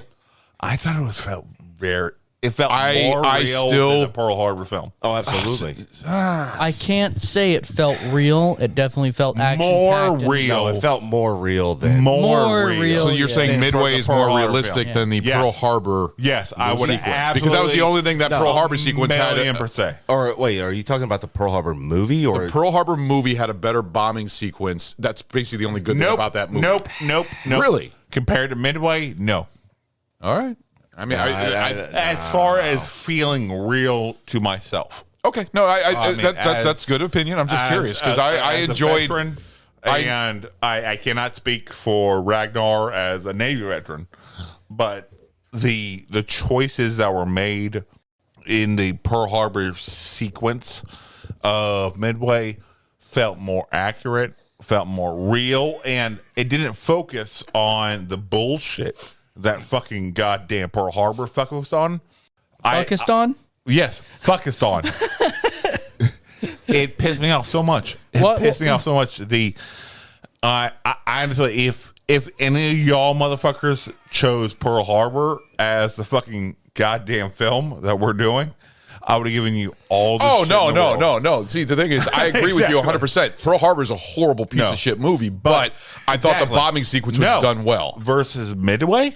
I think the Midway was not that long. It was only like like less than 10 minutes. And it didn't need to be long. I understand that because the movie's about Midway and not Pearl Harbor. But I don't know. It's just what felt true. And from a military aspect, in all honesty, I'm going to do shit more like Midway was than the Pearl Harbor film. Because Pearl Harbor was a fucking love story. It was. Oh, yeah. It was Titanic during World War II. Attacking in order to wreak the most havoc that I possibly can from the Japanese point of view. Yeah. And that's what they fucking did. Short of attacking the fucking oil refineries and the oil fucking stands that they had. All right. That's exactly what happened and what I would have done from a military point of view. Okay. Are you slurring? I am a little bit. You are. Oh, my. This drunk. is a first time, I think. Yeah, he's drunk. I'm not drunk, but I'm feeling good. He's speaking a little cursive. The one thing I love, like I said earlier, is that it's historically accurate. And the director did everything that he could to make every shot count. It felt very real. And the thing is that the planes and the planes that were in the movie were not obviously in the condition to be flyable. No. And same that goes with the carriers as well. The carriers themselves, they were not usable. And the reason being is that they were altered in the 60s to be able to accommodate the new modern rightfully so. The new modern planes that were coming out, What type of planes were they that flew? It was an SBD Dauntless. The dive bombers, yes. The ones where it had a gunner on the bed, where it's basically two pilots, a gunner and a pilot? Correct. Yeah, you had two crewmen. Okay. Totally. Whoa. I had it in my head, too, and I totally fucking brain farted. Most fighters have two crewmen. No. Not in that era. No. Not in that era, but they developed into most fighters have had two crewmen. Since the 60s, once they started. Which is when they became modernized. Right. Which is what Ron was saying, was that the carriers that they were showing had already been modernized, and they were trying to deal with the modernization, but kind of rewind back to when they were. Yeah. Yeah, so they did... they couldn't use the carriers that were available still, because at the time they were still available. Mm-hmm. They were in the boneyards and shit. And that's basically the Navy's version of your ship is going into storage. Yeah. You know. Well, the Enterprise, that's still here today, isn't it? Yes and no. Not the Enterprise that we're thinking from the film. It's been completely changed from... Okay, so there's been multiple Enterprises then? Yeah. Okay, see, I didn't know that. No, it's the... I didn't know if it was a modified Enterprise. No, the one that's in the film. So the thing is that the director knew that he couldn't use anything, the planes or the carriers and everything. Yeah. So what he did was he actually had them built. He built the Japanese carriers, the Enterprise, and the Hornet to 80% scale. Oh wow! And the same goes with the Which plane. you think at 80% scale on It's a still carrier. fucking It's still huge. fucking gigantic. 80% scale on a carrier, you're still looking at 200 to 300 yards. At least. Yeah, depending on the class that you're carrying. They're several football fields long, and traditionally, I think they did a really good job of showing floating cities. Yeah, they really did a great job of showing in the beginning when the different Navy men doing the PT, doing the jogging around the edge of the carrier versus you having the PT going on in the center of the carrier. They did an amazing job of showing the scale of how fucking big these fucking carriers were. They are literally floating cities. How many planes can fit on those? It depends on what you're fighting on. Yeah. Okay. Depends on what's getting put on there and the arraignment. Yeah, because you got the whirlybirds, you got the fucking the modern day fighter jets, And a lot of them, like the Corsair, had folding wings and all that. So it all depends on that. And that was during this time frame here. That was the first time they actually were able to utilize the folding wings to make a fuck ton more room. So again, I talked about this earlier in the episode. I'm a big fan of aviation. My dad was in the Air Force. He was actually a aircraft simulator mechanic, and he did actually fly in a was it F-18 or F-16? I can't quite recall. Pick one. There are huge fucking differences between the 18s and the 16s. Huge fucking differences. Well, he wasn't the pilot, so it wasn't an F-16. Anyway, but I was actually intrigued because I did not recognize the Dauntless right off the bat. That's why I was really intrigued that they utilized the SBD Dauntless in this film as a star player. It was huge. Oh, yeah. Well, the thing is that the SBDs. What do they call them colloquially? Huh? What did they call them colloquially? What? The SBD. What do they usually call them? They called the nickname for those birds. Slow but deadly. Why are you using SBDs. 50-cent words here, man? SBDs. What? It's not that big of a fucking word. Anyway. Colloquially? Yeah, no. Is that a real word? That was it is a real word. So their SBDs that he's referring to was the equivalent of the World War II A-10s. Oh, okay. The Warthogs. Yeah, they were referencing. a max speed of only 255 miles an hour. Yeah. It's shit that when you see them flying in the air, you mentally cannot understand how they're flying fast enough in order to stay airborne. Yeah. You have it's weird shit. It's like, for us, our modern times, the Warthogs. Yeah. When you see them fucking flying, they strafe so fucking slowly, you can't understand how are they staying in air and able to destroy what they're fucking doing. We were so undergunned for so much of that war. It is incredible. Undergunned as far as technological skill, but not production level. Yeah. Well, the downside of a lot of it were the torpedo bombers. Yeah. Yeah. Because they even knew. Fuck those. And everyone knew that the torpedoes were highly unreliable. Mm-hmm.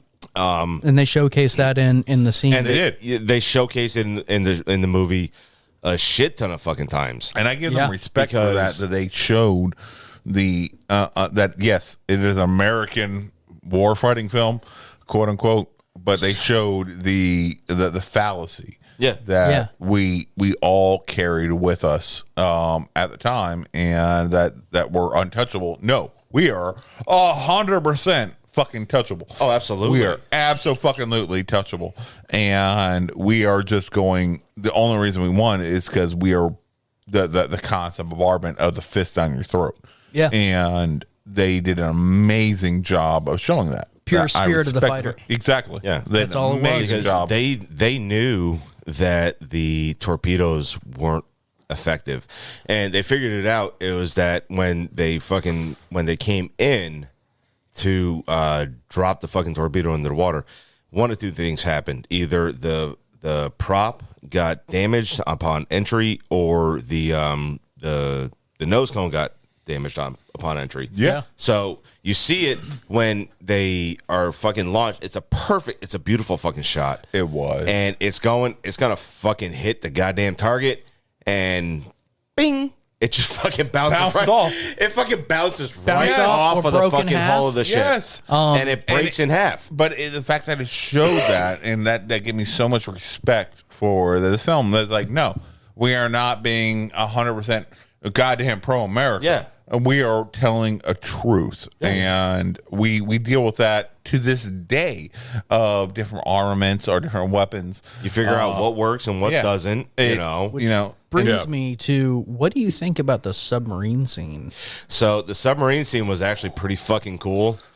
That's the captain of that fucking submarine, and Being in the middle of all that shit. Time, I mean, he had fucking cannonballs for fucking balls. Oh, yeah. All right. He really did.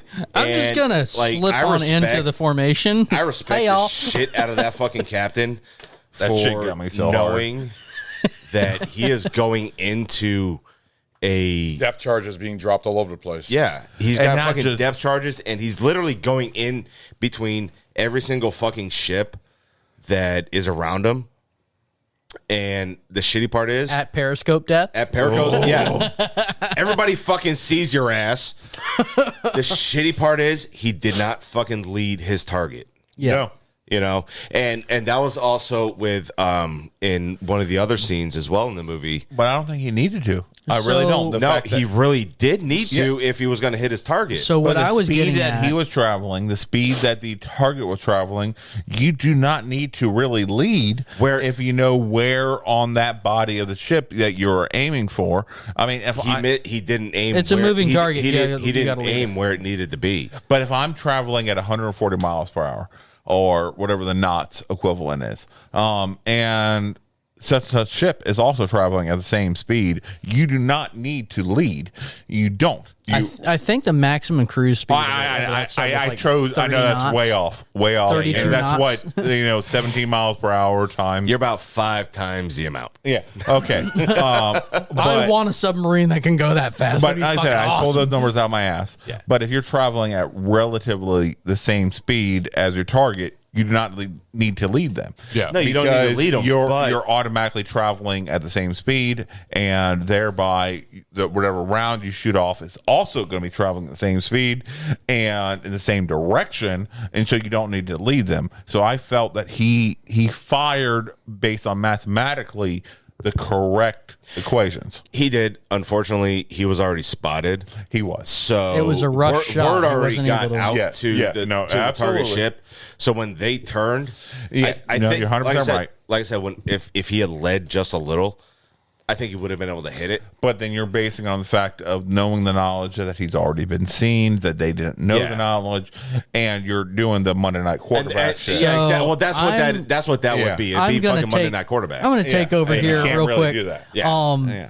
It doesn't matter what speed you're traveling at. If you are going this way and your target is going this way, you still have to, perpendicular to you, you still have to lead that But target. you're not doing it perpendicularly. You weren't doing it perpendicularly. You're thinking a front shot. It wasn't a front shot. It was an aft shot. And in order to thereby lead, in order to travel the same speed that your target is currently traveling at, you do not need to lead them. You don't. Either you way. are both traveling in the same direction at the same speed. This way you cancel each other out, and your target, your round is traveling at the same direction and the same speed as said target. Either way, that's not what I was getting at. Is for the movie, that scene, while it was badass, and I love the balls that this man had, it didn't add anything to the movie. I think it added more. So are you saying it's just like that Doolittle scene? No, because I'm saying because most people, for some reason, when they picture a carrier, so a carrier does not travel by itself. A carrier has a support staff. A carrier has several other ships that it is traveling If with. there's a carrier outbound, then it's going to have, I believe it's 8 support ships with it. Minimum, depending on. Yeah. That's why they say you'll have a frigate, a cruiser, a destroyer, a sub. Yeah. I think All 2 right. destroyers, 2 frigates. All right. So you're going to have all these fucking sport vehicles going with you in order to best take care of what the situational needs that you need to do. Those subs, they were attached to carriers. They were. The reason I say what I say is because we saw him fire a shot that didn't do anything, and then he just continued trying to, and that's what's going to happen. And that's fine. I understand where they paid 100%. That's what's going to happen. Like you were saying with the torpedoes, they were acknowledging that not all of our shit worked. Next up, Ragnar, what do you think? Hold on, this is a Ragnar show. No. I mean, that's why I asked you're him. right. You're right. I mean, I think that's I think it's a pivotal scene. I think it's a good scene to add in there, more so than even Doolittle's bombing. But I think both. I don't understand right there. But see, and I think both of those scenes though are actually very important in different ways. It felt like a shout out instead of part of the story. It shows you that it's not just surface and air. Right. Everything also happens underwater. Yeah. So as minimal as that little scene was with the sub, it's still very important. I would just look for that information from a documentary, not a movie. But that gave me credit that this was one of the support vehicles to the carrier, to the Enterprise. In this case, and it fit much better than Doolittle's bombing ready. Yeah. You have the dive bomber, the kamikaze scene. Yes. Yeah. Can you play that real quick? What the hell is he doing?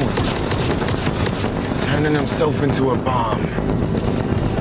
So that there is actually a very important scene in the movie.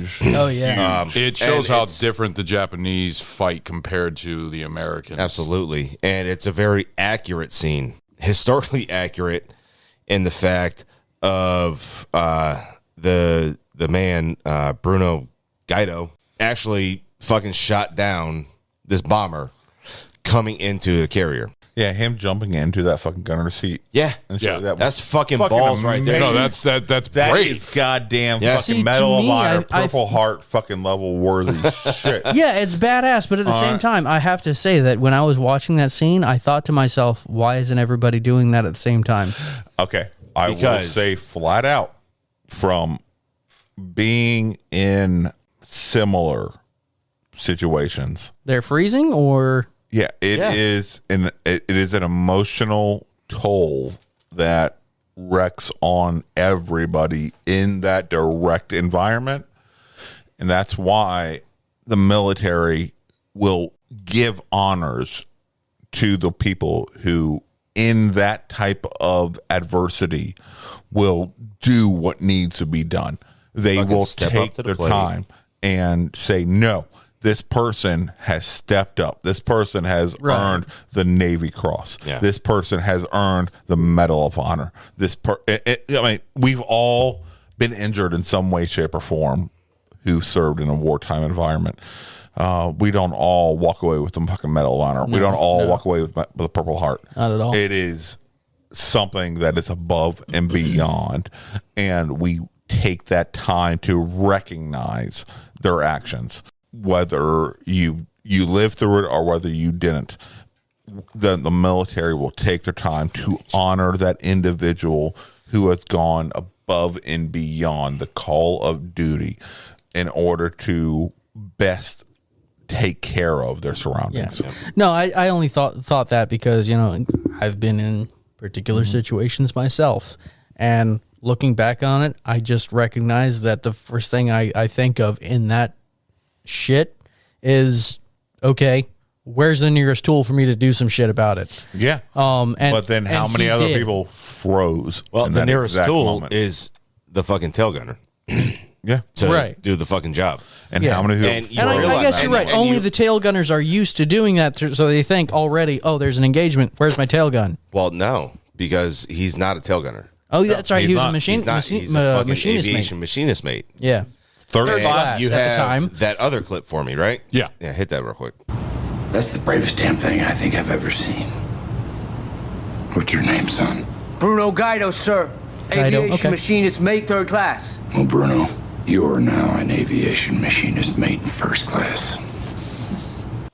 And that's fucking awesome. It is. It really It's an honor. It's an honor to do. It really is. Field promotions like that are just like, ooh. I mean, you're going from an E4 to an E6. Yeah. Like that. But you know? also, I'm just like, all right. Just speaking as an listen man, to me, I served with many wonderful E6s. But when I got out, I was an E4 who was already selected for E5. I wouldn't have wanted my E6 to have known less about the actual job than what the fuck I was doing. And I was like, all right, you can bump him up a few ranks. Okay, good. But now everybody who's beneath him is looking to him for fucking leadership about their job, and he doesn't know shit more than they do. Yeah. I'm like, might as well just bump it up to an E7 at that point. I'm sorry. All right. Yeah, E6s are a lot more fucking hands on and being able to turn to for your fucking questions than an E7 is. Yeah. You know, the best part is that, and you know, a lot of the shit that I'm going through, that I'm talking about, is all factual stuff. It is. So this gentleman here actually did this. Yeah. And Yeah, he actually this did. bomber actually hit the fucking plane he was in. Yeah. And it's fucking hanging off. And it's like, I love how What the Fuck was that? that? That was a burp. I tried into to the turn away. fucking mic. No, I turned away. No. He did turn away. I did. I heard it. No, we heard it. heard that shit. I did. It was deep. I watched I him did turn away. I heard that in tried the to be fucking away mic. from You the wanna mic. call it? I did try to turn You away can from the call mic. it. I'm sorry it was so fucking deep that it still reverberated. That was through. a strange sounding burp. Yeah, that was absolutely a burp. I did turn away 100%. All right. Yeah. All right. I mean, if you want to call it. But I would let that turned pass. away. I would let that pass because he did his due diligence. It just didn't quite work. Yeah, but I opened the bag away from the mic and everybody gave me shit for Sir, it. that is not due diligence. That's me grabbing a bag of fucking chips and all up. Or you know that's loud as shit Ron, anyway. if you want to call for a vote. I'm not calling it. Why are you scared? Because I know it's going to lose. Are you scared? He also No, I know didn't- it's going to lose. He also didn't hold the headset away from him, trying to keep it quiet. No, I was holding my mic off my head. Exactly. But then, if you want to call it. Nah, we're good. Okay. All right then. The you know, when you see in the movie with Bruno's character, when they're fucking taking off in the carrier, right, and he's got his arms out. Yeah. You know, he's like, I mean, he's happy. He's up in the air. He's fucking enjoying life up until this point. They actually get shot down. You see them floating in their rescue raft. Yeah, they saw the ship out in the distance and asking if it was American or Japanese. And you see him get captured and everything like that. Fucking rough. They're fucking held for 2 weeks. And in the movie, it makes it seem like it's very short time. Oh, really? Yeah. Yeah, it was 2 weeks. So he was a prisoner for 2 weeks before. Yeah, before they See, I had no idea. him. I had no idea of that. So normally, I can speak for myself that normally, like, enlisted personnel, they have a lot more fucking balls than officers do. Yeah. Yeah. Fuck. Yeah. Yeah, they do. Because most of the time, they're like, if we're the ones in charge. I will say most officers. Most. Yeah. Most officers. I've served with some that they're. I have had. Those are the ones that went from enlisted to officer. No. I will. No, really? I will 100%. I will say. So again, limited military experience. So one of the requirements of Air Force as an officer, you go through the 3 different generalized MOSs. You go through electronics. You go through boots on the ground. You go through intelligence. The butter bar that I had last served under, he got his fucking degree in journalism, and we were electronics group. Okay. And he came out flat out said, he's like, listen, I don't know what the fuck y'all are doing. I have no fucking understanding what the fuck y'all are doing. So I'm going to trust you guys. You guys come to me and tell me what the fuck y'all need, and I will make it happen. But beyond that, don't fucking question me because I don't understand. I don't. At least he's honest. I'm like, yes. Honestly, fuck, though, yes. He's like, that trust is the your fucking best E7s, fucking LT ever. your E8s. Trust them because they are the fucking hands-on fucking masters. Yeah, no, I'm here for that. That is the best fucking LT you can ask for. Exactly. Though. Like, hey guys, I'm new. I'm not about to start swinging my dick around. Yes. I kind of get. If I say some shit, we're all gonna die. We gave everything we possibly could underneath that fucking butter bar. Yeah. Even though he was the OIC, because of the fact that he respected our enlisted men. He knows his limitations enough. That he was like, yes, all right, then we will do everything we can to make him look good because we know he will do everything he can to protect our lives. Yeah. No, right? And that's what we're there for. There was an LT on base a while in a previous experience of mine where he was fresh and it was very much so. Hey, they called officer on deck and he goes, no. We're not gonna start doing that. If you guys could just let me know how things function around here, then we can talk. But until then, can we just not do this? And he, some of the guys that were, they were in there for like 6 years. Yeah. They were very much so. No, I can respect that. That's cool with me. And freaking took him under their wings. Like that was a very new experience for me. Yeah. I know when, so I was serving when 9/11 happened, and I was in the Air Force, and they had a term when, all right, you got to get everything fucking ready to go on deck. Every fucking aircraft needs to be ready to fucking be war worthy. And that was the term red ball. Everything, all right, we got a red ball. Everything needs to fucking go now. All right. Because we don't know where we are deploying, where we're fucking going, but everything needs to be fucking ready to go now. Around the time of 9/11, our base switched hands. The next incoming officer who took over the base, he came in and he took over. And the shop I was in was the classified shop. Part of classification is not only top secret, secret, classified, but also need to know. That what goes with classification is not only do you have to have a top secret clearance, but you also have a need to know. Yeah. So this general came in, and technically, he didn't have a need to know. Yep. Exactly what the fuck we were doing. He may have had classification, but he didn't have a need to know. So he came into our thing. He's like, all right, I need to come in and see what's going on. No, you don't. Yeah. You need to stand right there till we cover everything up. Yeah. All right, because you don't have a need to know. You don't need to know how the fucking pancakes are made. You don't. All right. Just know the pancakes are made. You don't need the secret sauce. All right.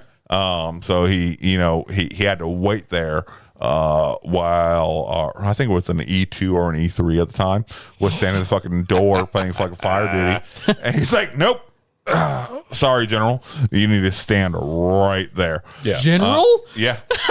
Yes. I'm sorry. Yeah, it was. It was ridiculous.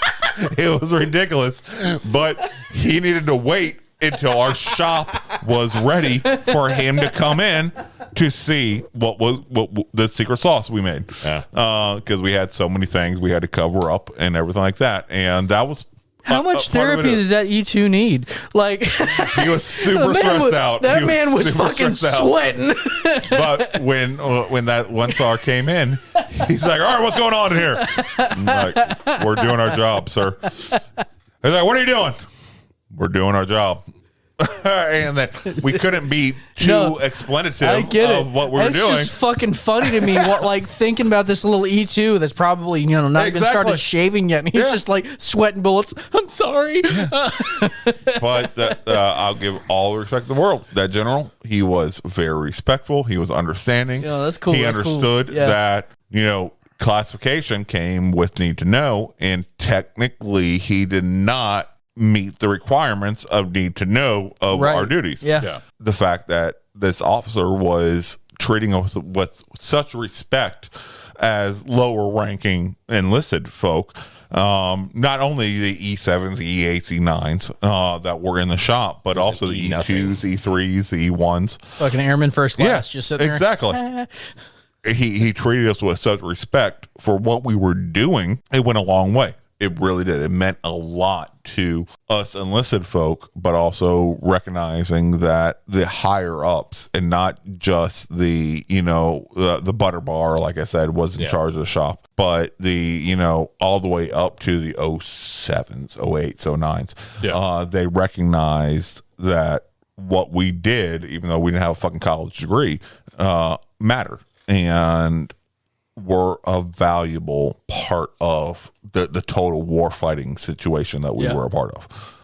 So in the movie, you see when the bombers are getting shot at, right? Yeah. Yeah. Mm-hmm. And you see the bombers like when they're hit. The Japanese bombers coming through? No. Or the U.S. Douglas? No, the U.S. bombers. All right, okay. when they're getting shot, right? And you see them coming down. They're getting shot down. Mm-hmm. Yeah. What did you think of when you see them missing the fucking carriers by inches by a fucking cunt hair? Yes. Yes. Fucking. How do you think? It felt real to me. It really did. Like, were you yelling at the fucking screen? Yes. No. I know it felt so. It was like real. every single time, because every single time it looks like they were about to aim for it, then all of a sudden they just go right off to the side and go right so into the much water. math involved. Nope. With the dropping of those fucking rounds and those bombs, it felt so real to me. It truly did. Wait, are you talking about when the plane went down and missed? Yeah. The plane missed? Yeah. Okay, yeah, no, I wasn't screaming at that at all. No, whether it's the plane or the armament. The armaments, no, that was the armament. I wasn't yelling at either. Though, because you think about how they're missing by like this fucking much. Okay, no, because so think about how realistically wide those ships that they were aiming at. No, yeah, but you don't think that they were still doing it for more of an speed that they were traveling at. Yeah, but you don't think they're not trying to do it more of like a edge of your seat tiny entertainment type of a window. So those it may have been, carriers, but that's I feel like I feel like they were putting a little bit more trying to make it more dramatic. So that I Japanese don't seriously think with so. how believable it was, because if you're traveling at hundreds of miles per hour. That's what those aircraft were. Yeah. Before they open up their doors.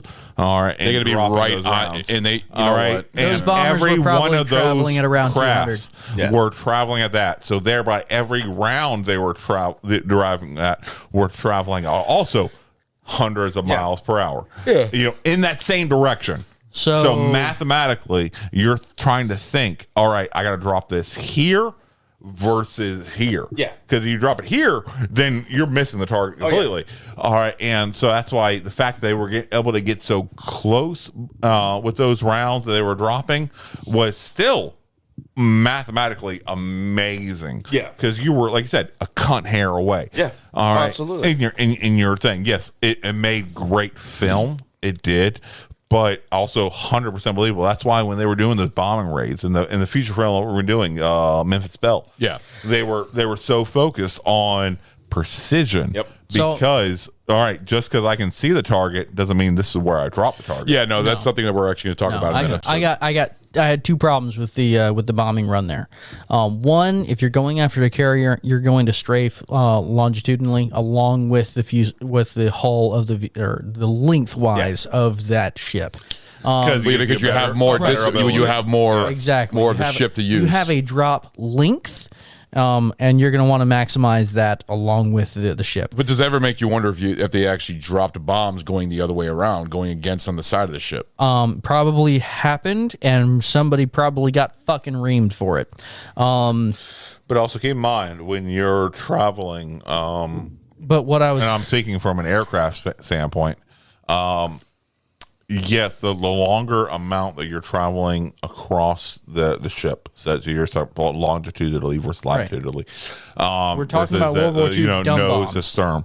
The longer you're traveling, you're also in the longest amount of potential fire range of the guns. If that you're they have coming up on round. No, if you're coming up on a ship and you are coming up on its broadside, you are maintaining risk longer than you would be if you're coming onto the broadside. No, you're not, because all those fucking anti-aircraft guns that they were having are along the side. Were 180 degree fucking rotationally availability. So if I'm traveling from nose to stern, all right, then thereby I am now in that potential fucking fire of the entire 180 degrees. The reason that I it say is that, able to travel. So the reason I say what I am I wrong, Ragnar, that those guns are able to travel minimum 180 degrees? No, you're not wrong. They are, yes, they are usually able to travel in 180 degrees. All right.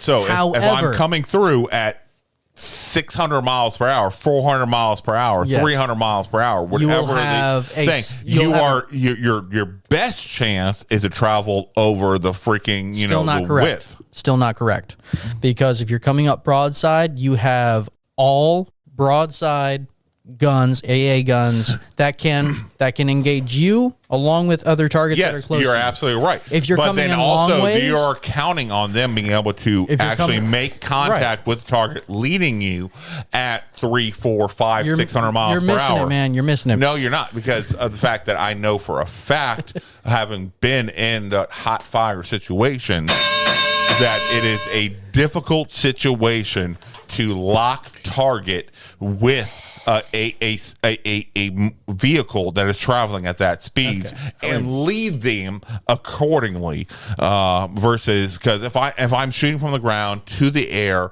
at that much mileage above me, at that many yards above me, and mathematically then have to lead them at the speed that they're going, it is much more difficult to engage with a target that is coming straight on than a target that is coming laterally to me. I am much more able to laterally lead a target than directly lead a fucking target speed wise.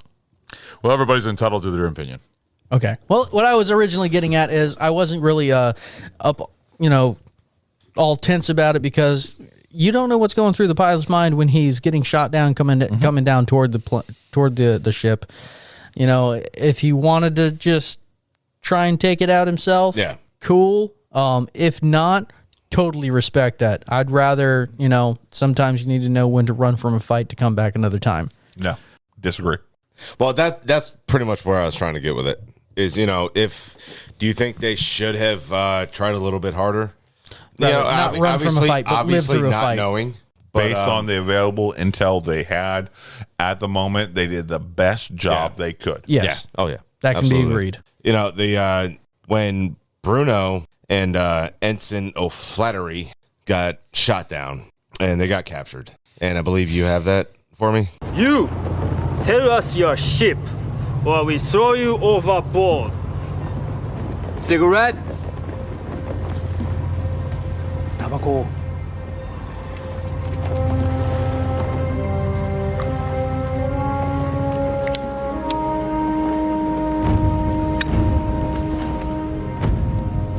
I had a lot of friends at Pearl Harbor.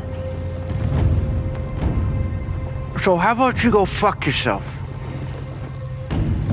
Yeah, this was I love this fucking scene. Yeah, I really fucking do. No, it's like America. Goddamn amazing. Yeah, right there. This, because it felt so right. It really fucking did. Yeah. And the thing that a lot of people don't understand and realize is that this wasn't just done in they got captured today and they were thrown off today. Right.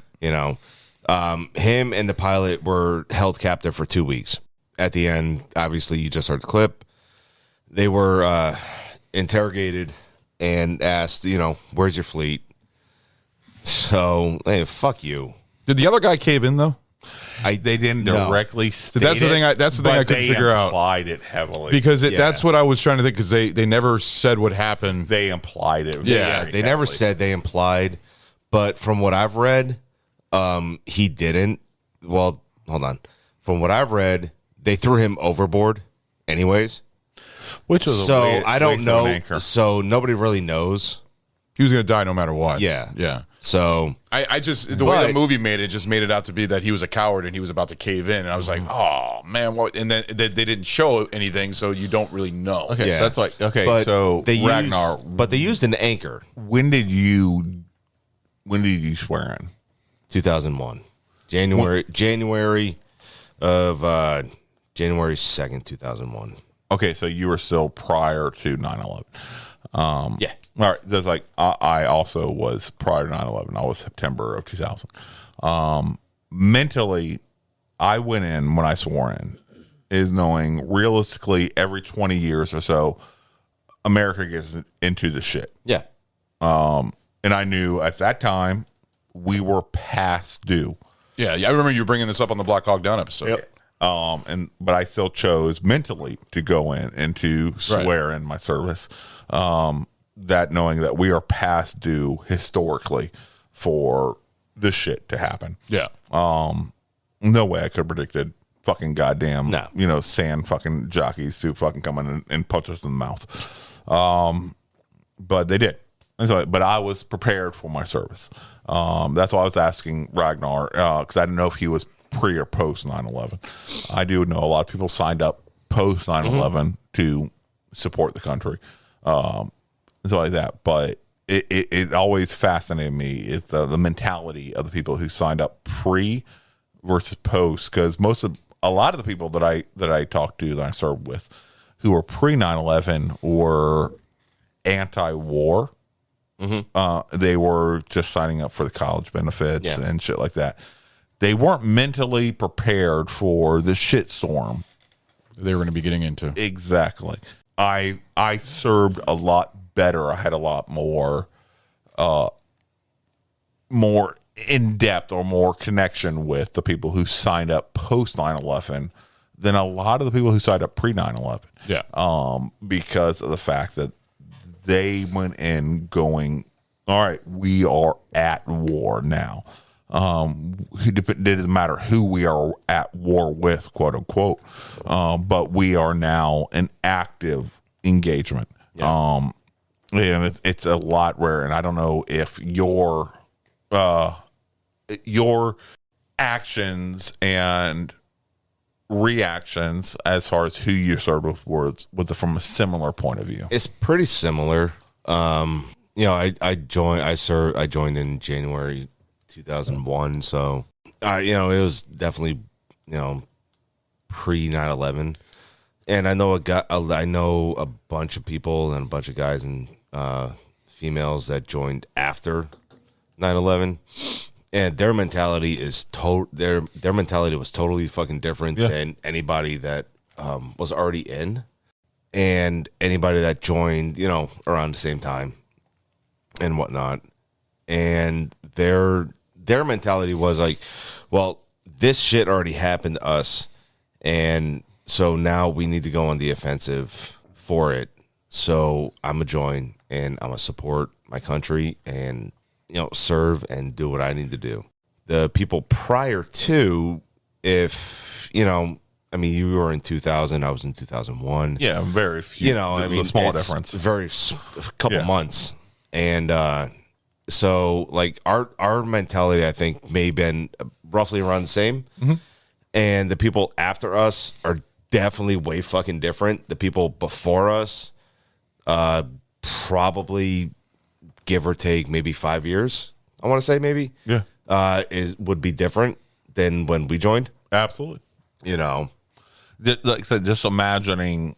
I'm trying. I always try to walk back to my mentality before 9/11 of us being actually punched in the fucking mouth directly, U.S. side, the way we were at 9/11. When most of the time, up until that point, we may have been fucking hit, but we were always in another country or doing other shit like that. The fact of getting hit stateside was almost unimaginable. Yeah. It really was. And the fact that what it did to the American psyche, and especially our military brethren, of being attacked on our own soil, and what it riled up inside of us, the way I can only imagine Pearl Harbor did. It riled up. It woke that sleeping giant. Pearl Harbor was basically, because 9/11 and Pearl Harbor are very well compared to be the only difference is a lot of people civilian versus military. Yeah, a lot of people joined the military after Pearl Harbor because they wanted to fight for their country and that, which is understandable 100%, but also Pearl Harbor, it was still a military target. Yeah. Right. It really, truly was. It still followed. It was a huge hit to America. It was. Absolutely. I'm never going to ever take that away. But the fact that I will always say 9/11 was more of a black eye to America than Pearl Harbor was, just because of the fact it was a civilian target versus a military target. When you attack our military, it's one thing. When you attack our civilian populace, that is an entirely different fucking beast. The one thing I really liked, but it's also an inaccuracy in the film, which there are inaccuracies in this movie. It has to be because it was so a romanticized version. It was. It does get Hollywoodized and everything, but like we were just talking about the Bruno Guido when he got captured. Was it Guido? I hate to say, but whenever I was looking at the credits, I was like, "Is that saying Bruno Guido?" Is he supposed to be so fucking Italian? It's pronounced Guido, but that's why I thought it was Guida. Instead, I was like, I saw the O, and I'm like, is that Guido? Is this motherfucker saying goddamn his name is Guido? Now so they in the movie they tie him to an anchor and toss his ass overboard. That's so fucked. Now that does happen. But tied to an anchor? How many fucking anchors does a goddamn ship normally have? Hold on. So that did actually happen during that period with Japanese POWs, whoever they captured. The inaccuracy of it is that they use an anchor. The accuracy portion of it is they would actually tie your ass to fuel drums. And I can believe that. And then toss you overboard, and then you're going to fucking sink. And so that was Hollywoodized. That was, yes. Yeah. A fuel drum filled with fuel? Yeah. They're just going to waste fuel? If you think about it, a 55-gallon drum, 55-gallon drum ain't shit. I mean, compared to a ship, that is, I guess, what, you get an extra 60, 75 seconds worth of fucking goddamn movement? Yeah. I mean, I guess. It just feels like you're still wasting it is, but resource. Real, to me... Negligible, yeah. Yeah, to me, versus throwing out an anchor, which that took me right out of it. Yeah. No, it did. It did. That doesn't seem right. Yeah. And that, when I was looking everything up and everything, it was... That portion there was done for Hollywood. The accurate portrayal of it would more or less be you're getting tied to fuel drums, and then they will toss you over. And then you're obviously still equally fucked. Sinking. Oh, you're fucking screwed no matter what. Yeah. But that's gotta be so bad. But his balls. Oh my god. For it. He knew he was gonna die. He didn't give a fuck. Fucking huge. Yeah. Asking for that fucking cigarette. Yeah. I just want it's one more fucking puff and fuck you, asshole. Love it. Especially considering he had friends who perished on that fucking day. Absolutely. And he said that flat out. Fuck you guys. Yeah. I loved it. I want to talk about the casualties of everything. Starting, we're going to go to the very beginning of everything. We're going to go back to Pearl Harbor on this one. The casualties for everyone, so everyone understands the impact of this, is that 2,404 military and civilians were killed during the bombing. 1,177 killed on the Arizona alone. Jesus fuck. And 68 civilians on the Arizona, which is still It feels so which low is still buried. comparison. It does. 64 Japanese were killed, 1 taken prisoner. 15 naval personnel received the Medal of Honor on that day. 51 received the Navy Cross. In the incumbents of the Pacific War, the casualties for the Japanese were 4 aircraft carriers, 1 cruiser, 320 planes, 3,000 sailors and airmen. On the American side, 1 aircraft carrier, 1 destroyer, 150 planes, 317 sailors, airmen, and Marines. Now, here is the strength comparison. The U.S. side, 3 fleet carriers, 7 heavy cruisers, 1 light cruiser, 15 destroyers, 233 carrier-based aircraft, 127 land-based aircraft, 16 submarines. And we're talking about just the Pacific Fleet. Just the Pacific Fleet strength. Prior or post 9/11? Or post 9/11. Pearl Harbor. During. So this would be incumbents. So it'd be post. We'll go post. Okay. So we'll go post. So that there is for the U.S., all right, for the American side. The Japanese had 4 fleet carriers, 2 battleships, 2 heavy cruisers, 1 light cruiser, 12 destroyers, 248 carrier-based aircraft, 16 float planes, 13 submarines. And then the casualties were on the U.S. side, 1 fleet carrier sunk, 1 destroyer sunk, 150 aircraft destroyed, 307 killed, including 3 killed as prisoners. The casualties for the Japanese were 4 fleet carriers sunk, 1 heavy cruiser sunk, 1 heavy cruiser damaged, 248 aircraft destroyed, 3,057 killed. So this, look at the fucking numbers of it, and I love it because it shows the determination, the will, the strength of us as an American people during this time frame. Especially talking about what we were saying earlier of us being so technologically behind the adversary. Yeah. Still taking this v this. Yeah. I mean, it's impressive. I mean, if you look at the fucking numbers, they destroyed damn near everything in Pearl. We still laid the heaviest fucking blow after we got hit. Admiral Nimitz stated that he wants the Japanese to know what it feels like to get fucking hit in the face. Yeah. You know, and going by those numbers, it's an accurate statement that you got hit in the fucking mouth by Mike Tyson. Yeah. You know, basically. Because, I mean, a good quote by Mike Tyson: everybody has a plan until they get hit in the face. Fuck yeah. You know, you didn't Japanese had a fucking plan. You didn't. They got hit in the fucking face. You didn't use his accent. I'm sorry, I can't reach that fucking high, dude. I can't get that fucking high. Everybody got a plan to get punched in the mouth. Yeah, we had oh fuck. So I know we were talking earlier about the aircraft that were involved.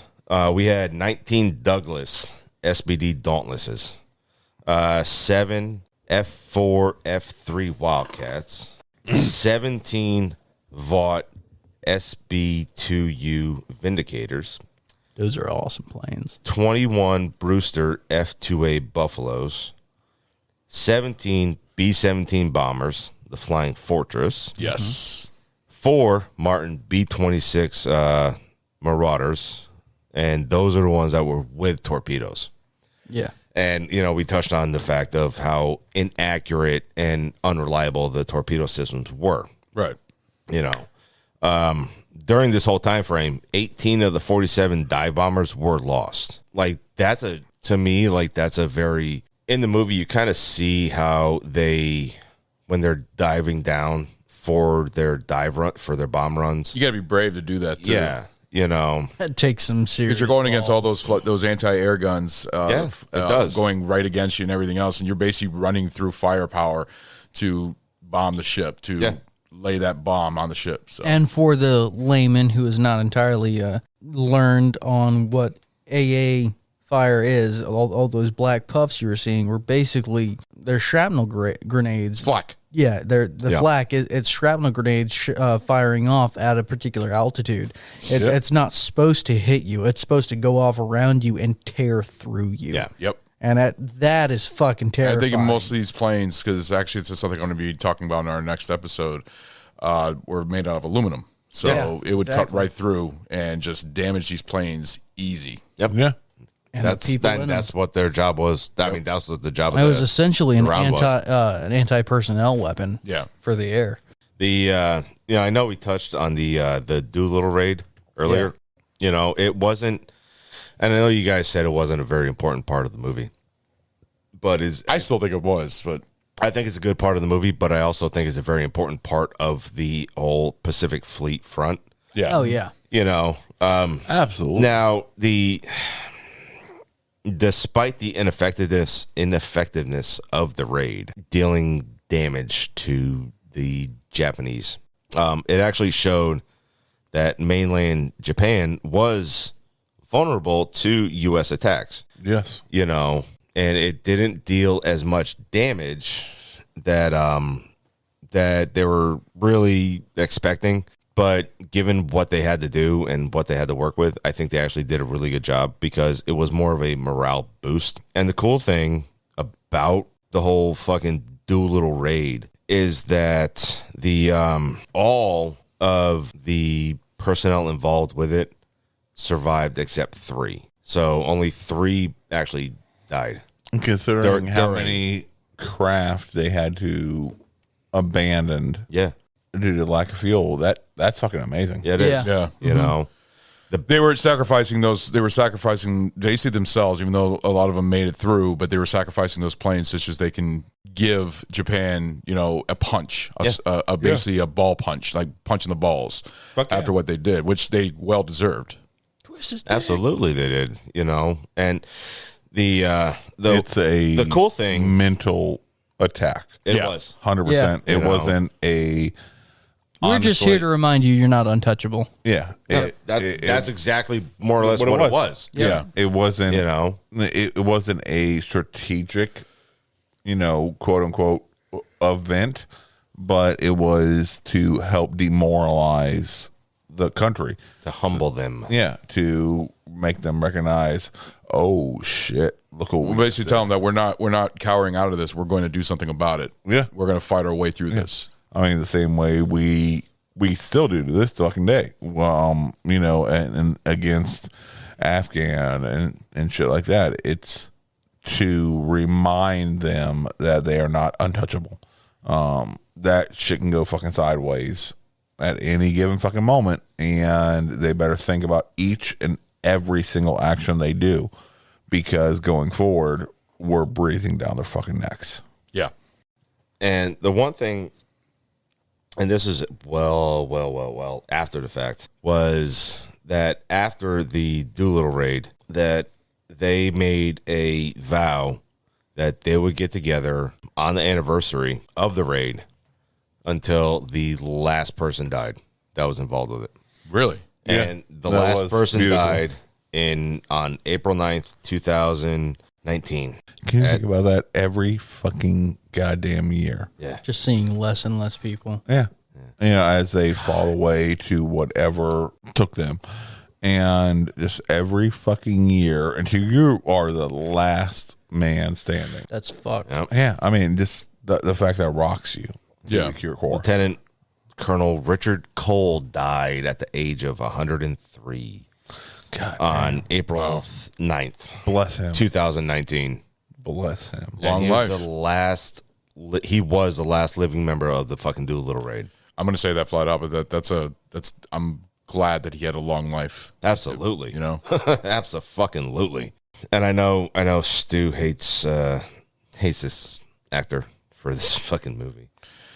But you know, Stu's little rant. The character that the actual service member that he did portray, he is accredited to sinking 2 carriers. I know. I will respect this. You respect the real person, but you don't respect the actor. No. And that's why I'm going with it. Yeah. You know, the actual person, Dick Best, he is credited to sinking 2 Japanese carriers. But he's also credited for going against regulations and going against things. But in a way, and with a lot of the shit you see in the movie, over dramatized, is very over dramatized.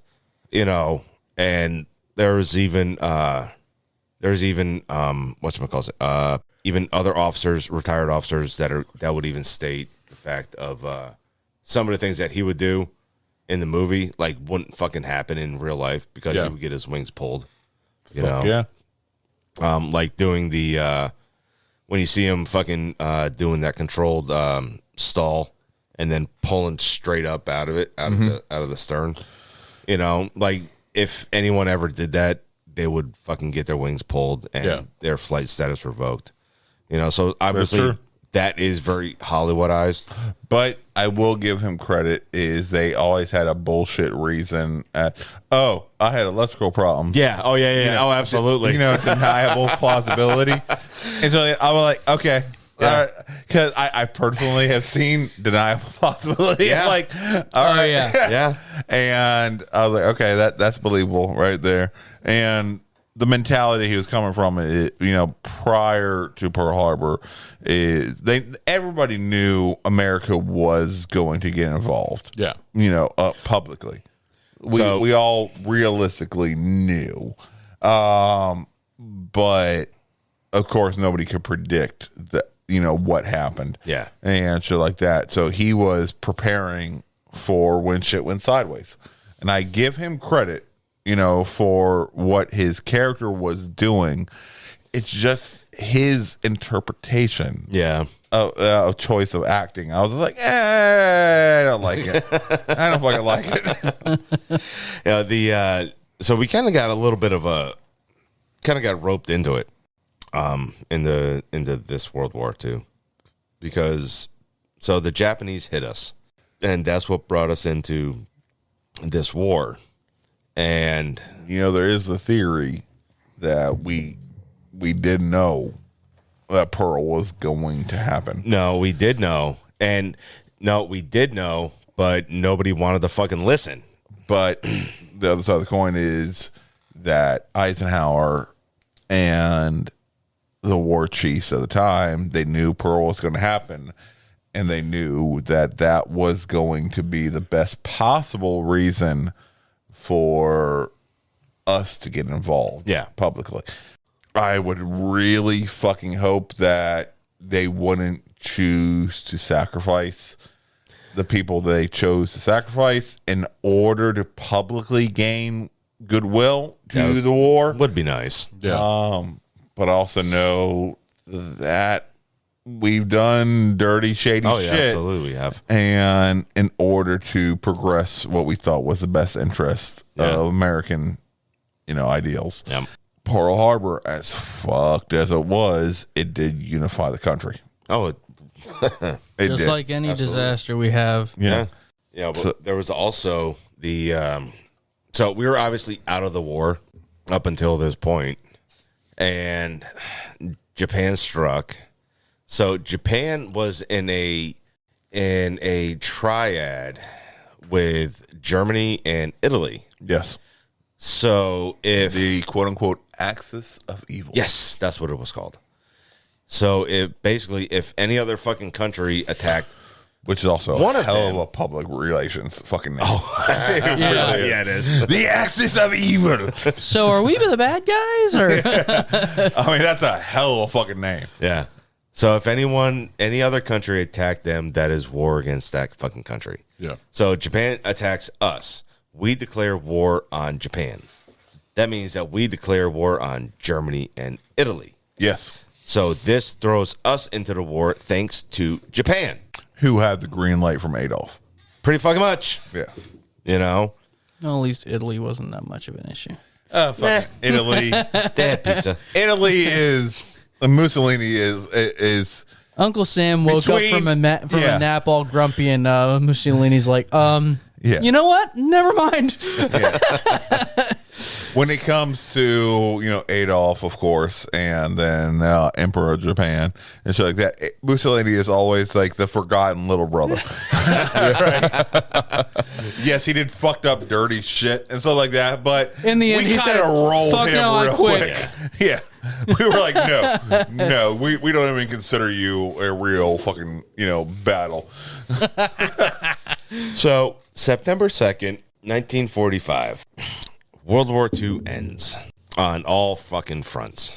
Officially. With the official surrender of the Japanese aboard the USS Missouri in Tokyo Bay, surrounded by, I believe, 250 Allied ships. I would say that's some pretty good persuasion to make sure that treaty was signed. Yeah. So what happens if I don't initial here? Well, it's funny because we'll slap you a third time. Yeah. All right. General MacArthur was he was assigned by the president at the time. Fuck yeah. To accept the Japanese official surrender, and the Japanese had two separate parties signed. One for the military side of it, and then the other for the political side and shit.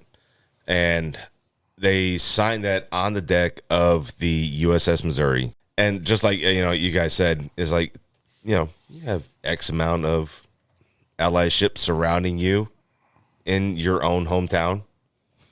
You might want to just fucking go along with it. Yeah. Take a page out of Mussolini's book. Yeah, after we beat the fucking tar off of them, and we told them basically, we don't care anymore. We will glass your entire fucking country if we have to. They came to the realization, okay, the juice is not worth the squeeze. No, it's not against here. Second time you've used that. And there was a bunch of fucking amazing battles. Yeah.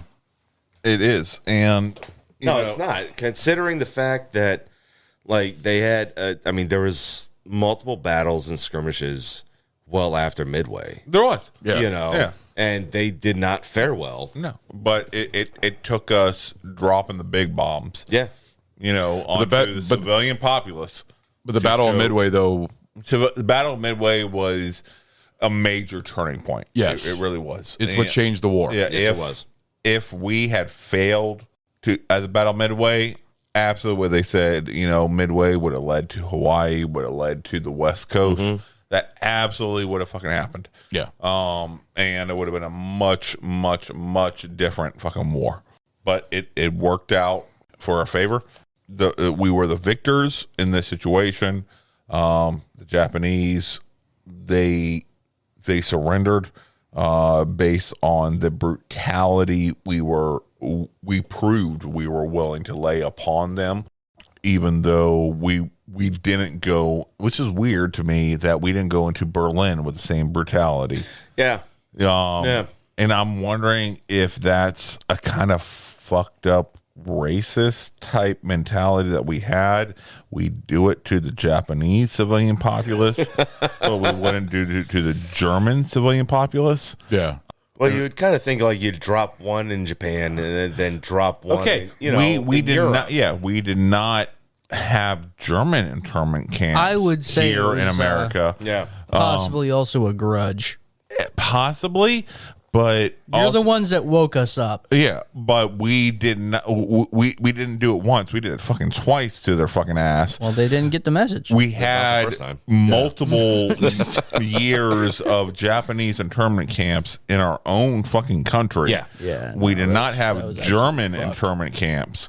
Against the people that we were worried would turn around and give state secrets to Germany. Looking back at it with the 200-yard lens that we're able to do with, as the victors, It is kind of racist. It really fucking is that we would do that to the Asians, but not to the Europeans, or Italian fucking camps. We didn't have that. Yeah. We didn't. And unfortunately, I think you're probably right. Well, they started it. We finished it. Absolutely. No, I'm not taking that, away and shit like that. They definitely punched us in the fucking mouth, and we're not happy about it. Yeah. So I think we've covered enough. So let's do the reviews. Start with Stu. Yeah. Okay. Stuart. Okay. Stu. Enjoyment. What you think, man? I'm going to go ahead and give this a strong almost a 4.5. For what? For enjoyment? Enjoyment. Okay. Yeah. It told the story it was trying to tell. Yes, there could have been things I would have cut in order for the sake of the story that it was trying to tell, such as the Doolittle raid. Yeah. Not that it was bad in any way, shape, or form, just wasn't needed. I came away really digging the choices that Roland Emmerich made for direction of the film. Critically, though, I'm going to have to give it lower a lot because of the quote-unquote main actor. I know you were saying it in the beginning of the episode that you were going to give it to that. All hung up on screen. So wait, what was your critical? Screen, 4, almost 4.5 for critical. enjoyment. Critical, I'm going to have to give it a 3.5. At most, that's still not at that most, bad. That's still not that bad. And that's like, I'm being as generous as I can because as much as I enjoyed this film, it's like that. But I don't think Screen did a fucking great job at all. A lot of the other actors did really, really fucking good, but Screen kind of fucking took it away from me. Screen's lines and writing as a whole were weak in my opinion. The lighting and the effects were beautiful. They were. I really, really dug Emmerich's choice of oversaturation when it comes to the Hawaii, aspects of it, and that I think that did a really good job to show the brutality that came with the bombing of Pearl, based on something that looks so unearthly beautiful. Based on his saturation of colors on Hawaii. I thought that was a really, really good choice. But then there was other parts that I'm like, okay, this kind of drags, or this doesn't feel like it's propelling the story as a whole. So I'm saying a 3.5 at most for critically. How about you, Chase? I'm going to give it a solid 4.5 pints for enjoyment. I thoroughly enjoyed the movie. It kept you captivated. It told the story. You learned about the characters. You developed a bond with the characters, and you felt for them. I can't say that Screen's performance really put me off on it. However, critically, I'm going to give it probably a. I thought you were about to say a 1. A weak 3.5. I'm going to give it a weak 3.5. 3.5 pints for it, because while again I thoroughly enjoy the movie, and I can't necessarily say that Screen's performance took me away from it. A lot of the cutscenes between coming back from a sortie and suddenly he's back home without any fade. It was just a weird cut. Some of the technical aspects, it just didn't make sense. It felt like the submarine scene was kind of just jutted in there. Yours was Doolittle. Yours was a submarine. Doolittle, honestly, could have been done without. Okay. I would again. I think that the scene showing them on the carrier, because they were part of it, absolutely worthwhile. Yeah. But putting the small scene of them actually going out on that sortie for that mission with the B-24 Liberators, I don't think it was necessary. We could have learned more about it with a small interjection at the end. All right. So yeah, critically 3.5 pints. But enjoyability, a strong solid 4.5 pints. I thoroughly enjoyed it. Okay, so I'm going to go ahead. I think mine's is different from both yours altogether. I'm going to go with a 4 for enjoyment. I thought this was a very fun a very good historical accurate. There, like I said, there's some inaccuracies here and there because it's Hollywoodized, but most of the time it's accurate. I love the history lesson at the end and telling on exactly all the characters and what happened to them and everything else. I thought that it was a very well done with the special effects. Yes, I'll get into my critical about the acting, but it was a good war movie. I wouldn't put it into the top war movies of all time, but it's probably one of the best naval ones I've seen so far. Because most of the ones that I've seen are more soldiers on ground, ground wars and stuff like that. But this was a very entertaining. Just seeing these fucking planes, the sky. The battle and everything. Battle over Midway. Everything about it was good. It was entertaining. And the thing is, I saw this the first time in the theater. I saw this in the theater, and I wasn't a fan of it as much. I thought it was like, I was kind of bored here and there when it came out. But when I saw it a second time, my opinion changed a lot. I actually said to myself, this movie's a lot better than I thought it was when I first saw it. I actually enjoyed it a lot more. I thought the characters did a very good job. It is going to be a 4. For critical, 3.75. It's 3.86953. Man. Hey, Chase did the same thing. No, I've done 3.75 before. Yeah, it's a 3.75 because, yes, I agree with Stu. The fucking casting of Best was horrible. I think that they could have casted somebody else, but he did do him a little bit of justice. I liked Luke Evans. I thought Dennis Quaid was great. I thought Patrick Wilson, Woody Harrelson, all the other actors did great. The Jonas brother did great. All of them did great for what they did. I thought that the special effects were amazing, but you can very much tell that this was all filmed on green screen, blue screen background. And that's the only thing that does it, because that's a lot of people have a lot of issues with the Star Wars prequels because that's all blue screen. Emmerich's choice of oversaturation of colors, and that did help really well. And I fucking love the score. I actually I didn't do a piece on the score because I didn't really know about the composers that much, but I actually bought the score as soon as I watched this movie because I was like, I like that scene when the fucking dive bombing was amazing, and you hear that score going on, and you just see him going down, getting shot up, planes going all over the place, and delivering that bomb to that fucking ship was great. I thought it was a very beautifully made scene. I thought a lot of the other special effects with the planes, they looked great. The Pearl Harbor scene, I still think a lot of the scenes in the Pearl Harbor movie with Ben Affleck and everything else, which is a horrible movie. I'm not gonna lie, it's a horrible fucking movie. But the bombing sequence I enjoyed more. This one, I felt like it was a little rushed. It was a little too fast, in my opinion. That's how I see it. But it was still good special effects and still looked good.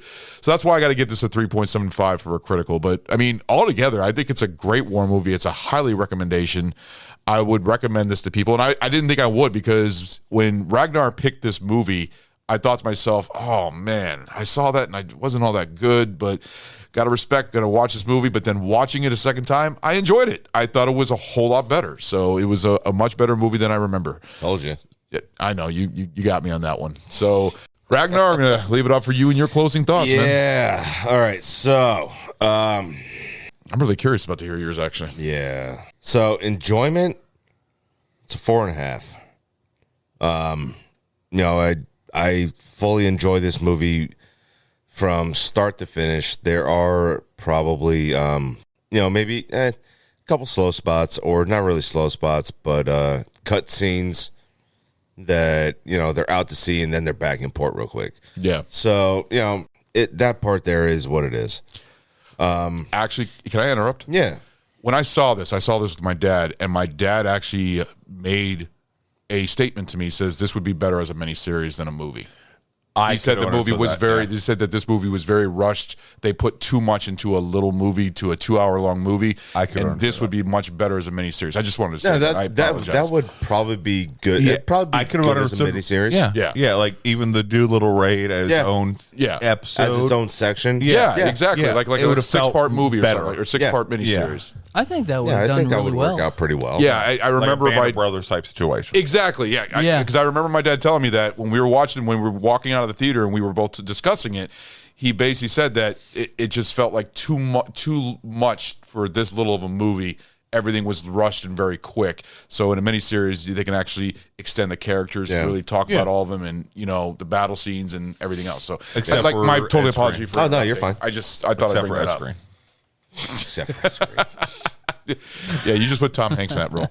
Oh God, I would have dug it more than fucking Ed Skrein. I guarantee it. Sorry, Ragnar. Go ahead. They, you know, it's really is a fucking enjoyable movie. It really is. Yeah.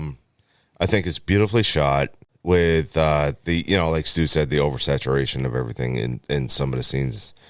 The way that, you know, you see the camaraderie, and yet the battle between McCluskey and Best, you know, and that's because really, like, you know, it's not even really a superior officer or higher ranking officer or whatever like that. It's like they want the best from each other, and they're gonna fucking push each other to get that out of them, you know. And McCluskey even told Best, I was like, I liked you better when you were fucking cocky, and that he was better when he was cocky. I will say Screen's portrayal of when the oxygen got fucked up. Yeah. And him dealing with the shit and rolling with it. And he's like, nope, come back. Let's fucking refuel. Let's refuel and shit like that. That more, I don't know what the word is, but minute acting that he was showing. And at that point was his best fucking acting in all the fucking film of just, all right, I'm fucked up, but no, we still have a job to do. Let's fucking do what we got to do. Yeah. And shit like that. That right there was his best fucking acting in the entire fucking film. Yes, I still think he did it justice to it. I think he did a good job. That bit right there was the best for me as far as representing Dick Best. Yeah. As far as being a believable character, and shit like that, and the muted actions that he was doing, being fucked up, but it was still believable. And I don't know if that comes from knowing, you know, people in those situations or what, but that just seems so goddamn real to me. And versus the rest of the fucking film, which just seemed like fucking horseshit. Yeah. But the way he actually did that, and I don't like that. I don't want to shit all over his acting because what he did, his muted performances that he did right there was so goddamn real. Yeah. And I give him respect for that. Yeah. So, shit. So we got enjoyment. So Critical. He derailed you again. Fuck, he did.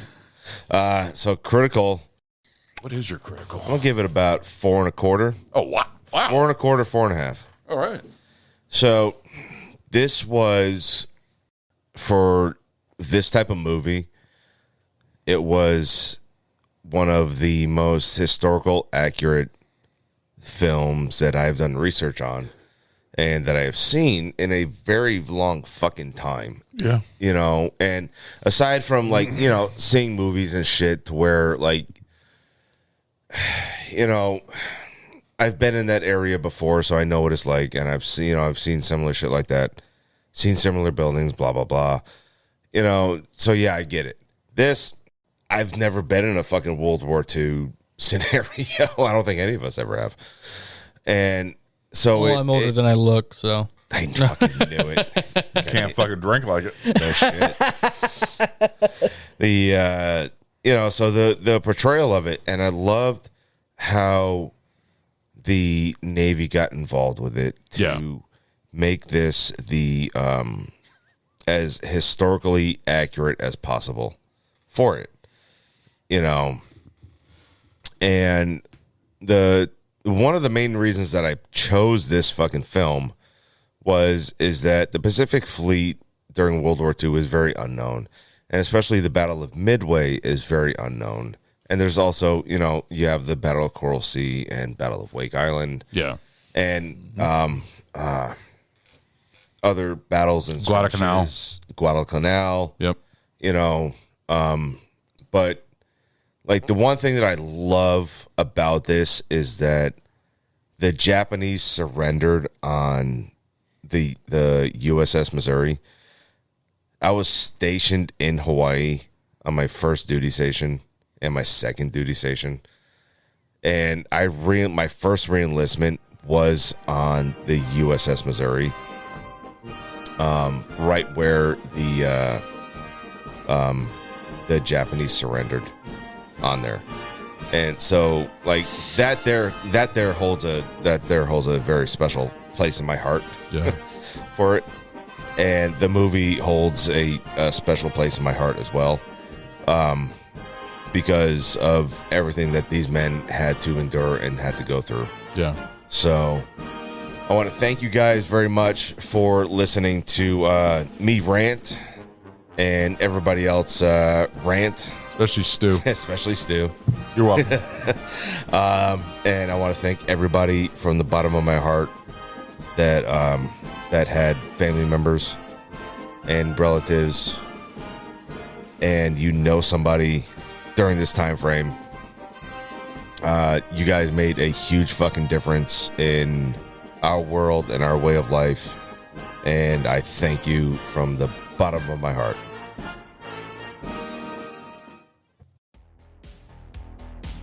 Hey guys, this is Ron. Thank you for listening to our podcast, Barrel Age Flicks. We are excited to kick off the new year with upcoming episodes of BAF, The Small Batch, Sammy Selects, and The Tasting Room. If you like our show, please leave a 5-star rating on Apple Podcasts and Spotify. Guys, this helps out enormously. Give us a follow on Instagram at Barrel Age Flicks Podcast. If you would like to send us a special film request, please contact us via Instagram and we will give you a personal shout out on the show. Our podcast is available on Apple Podcasts, Google Podcasts, Anchor, Audible, Pocket Cast, Spotify, Castbox, iHeartRadio, and Pandora. Special thanks to Carl Casey at White Bat Audio on YouTube for his awesome music. This guy fucking rocks. Check him out. Our podcast only exists because of listeners like you. To find other great shows, head over to theden.show. Hope you join us for our next episode. Later, guys.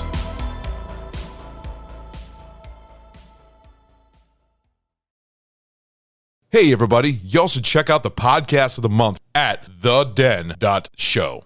The show's called Organic Spaceship, a great podcast where Josh, the host, sits down with people to drink whiskey and talk about their lives. True stories, just average guys that love to talk. And drinking whiskey, that's the best thing in the world. Seriously, guys, check them out.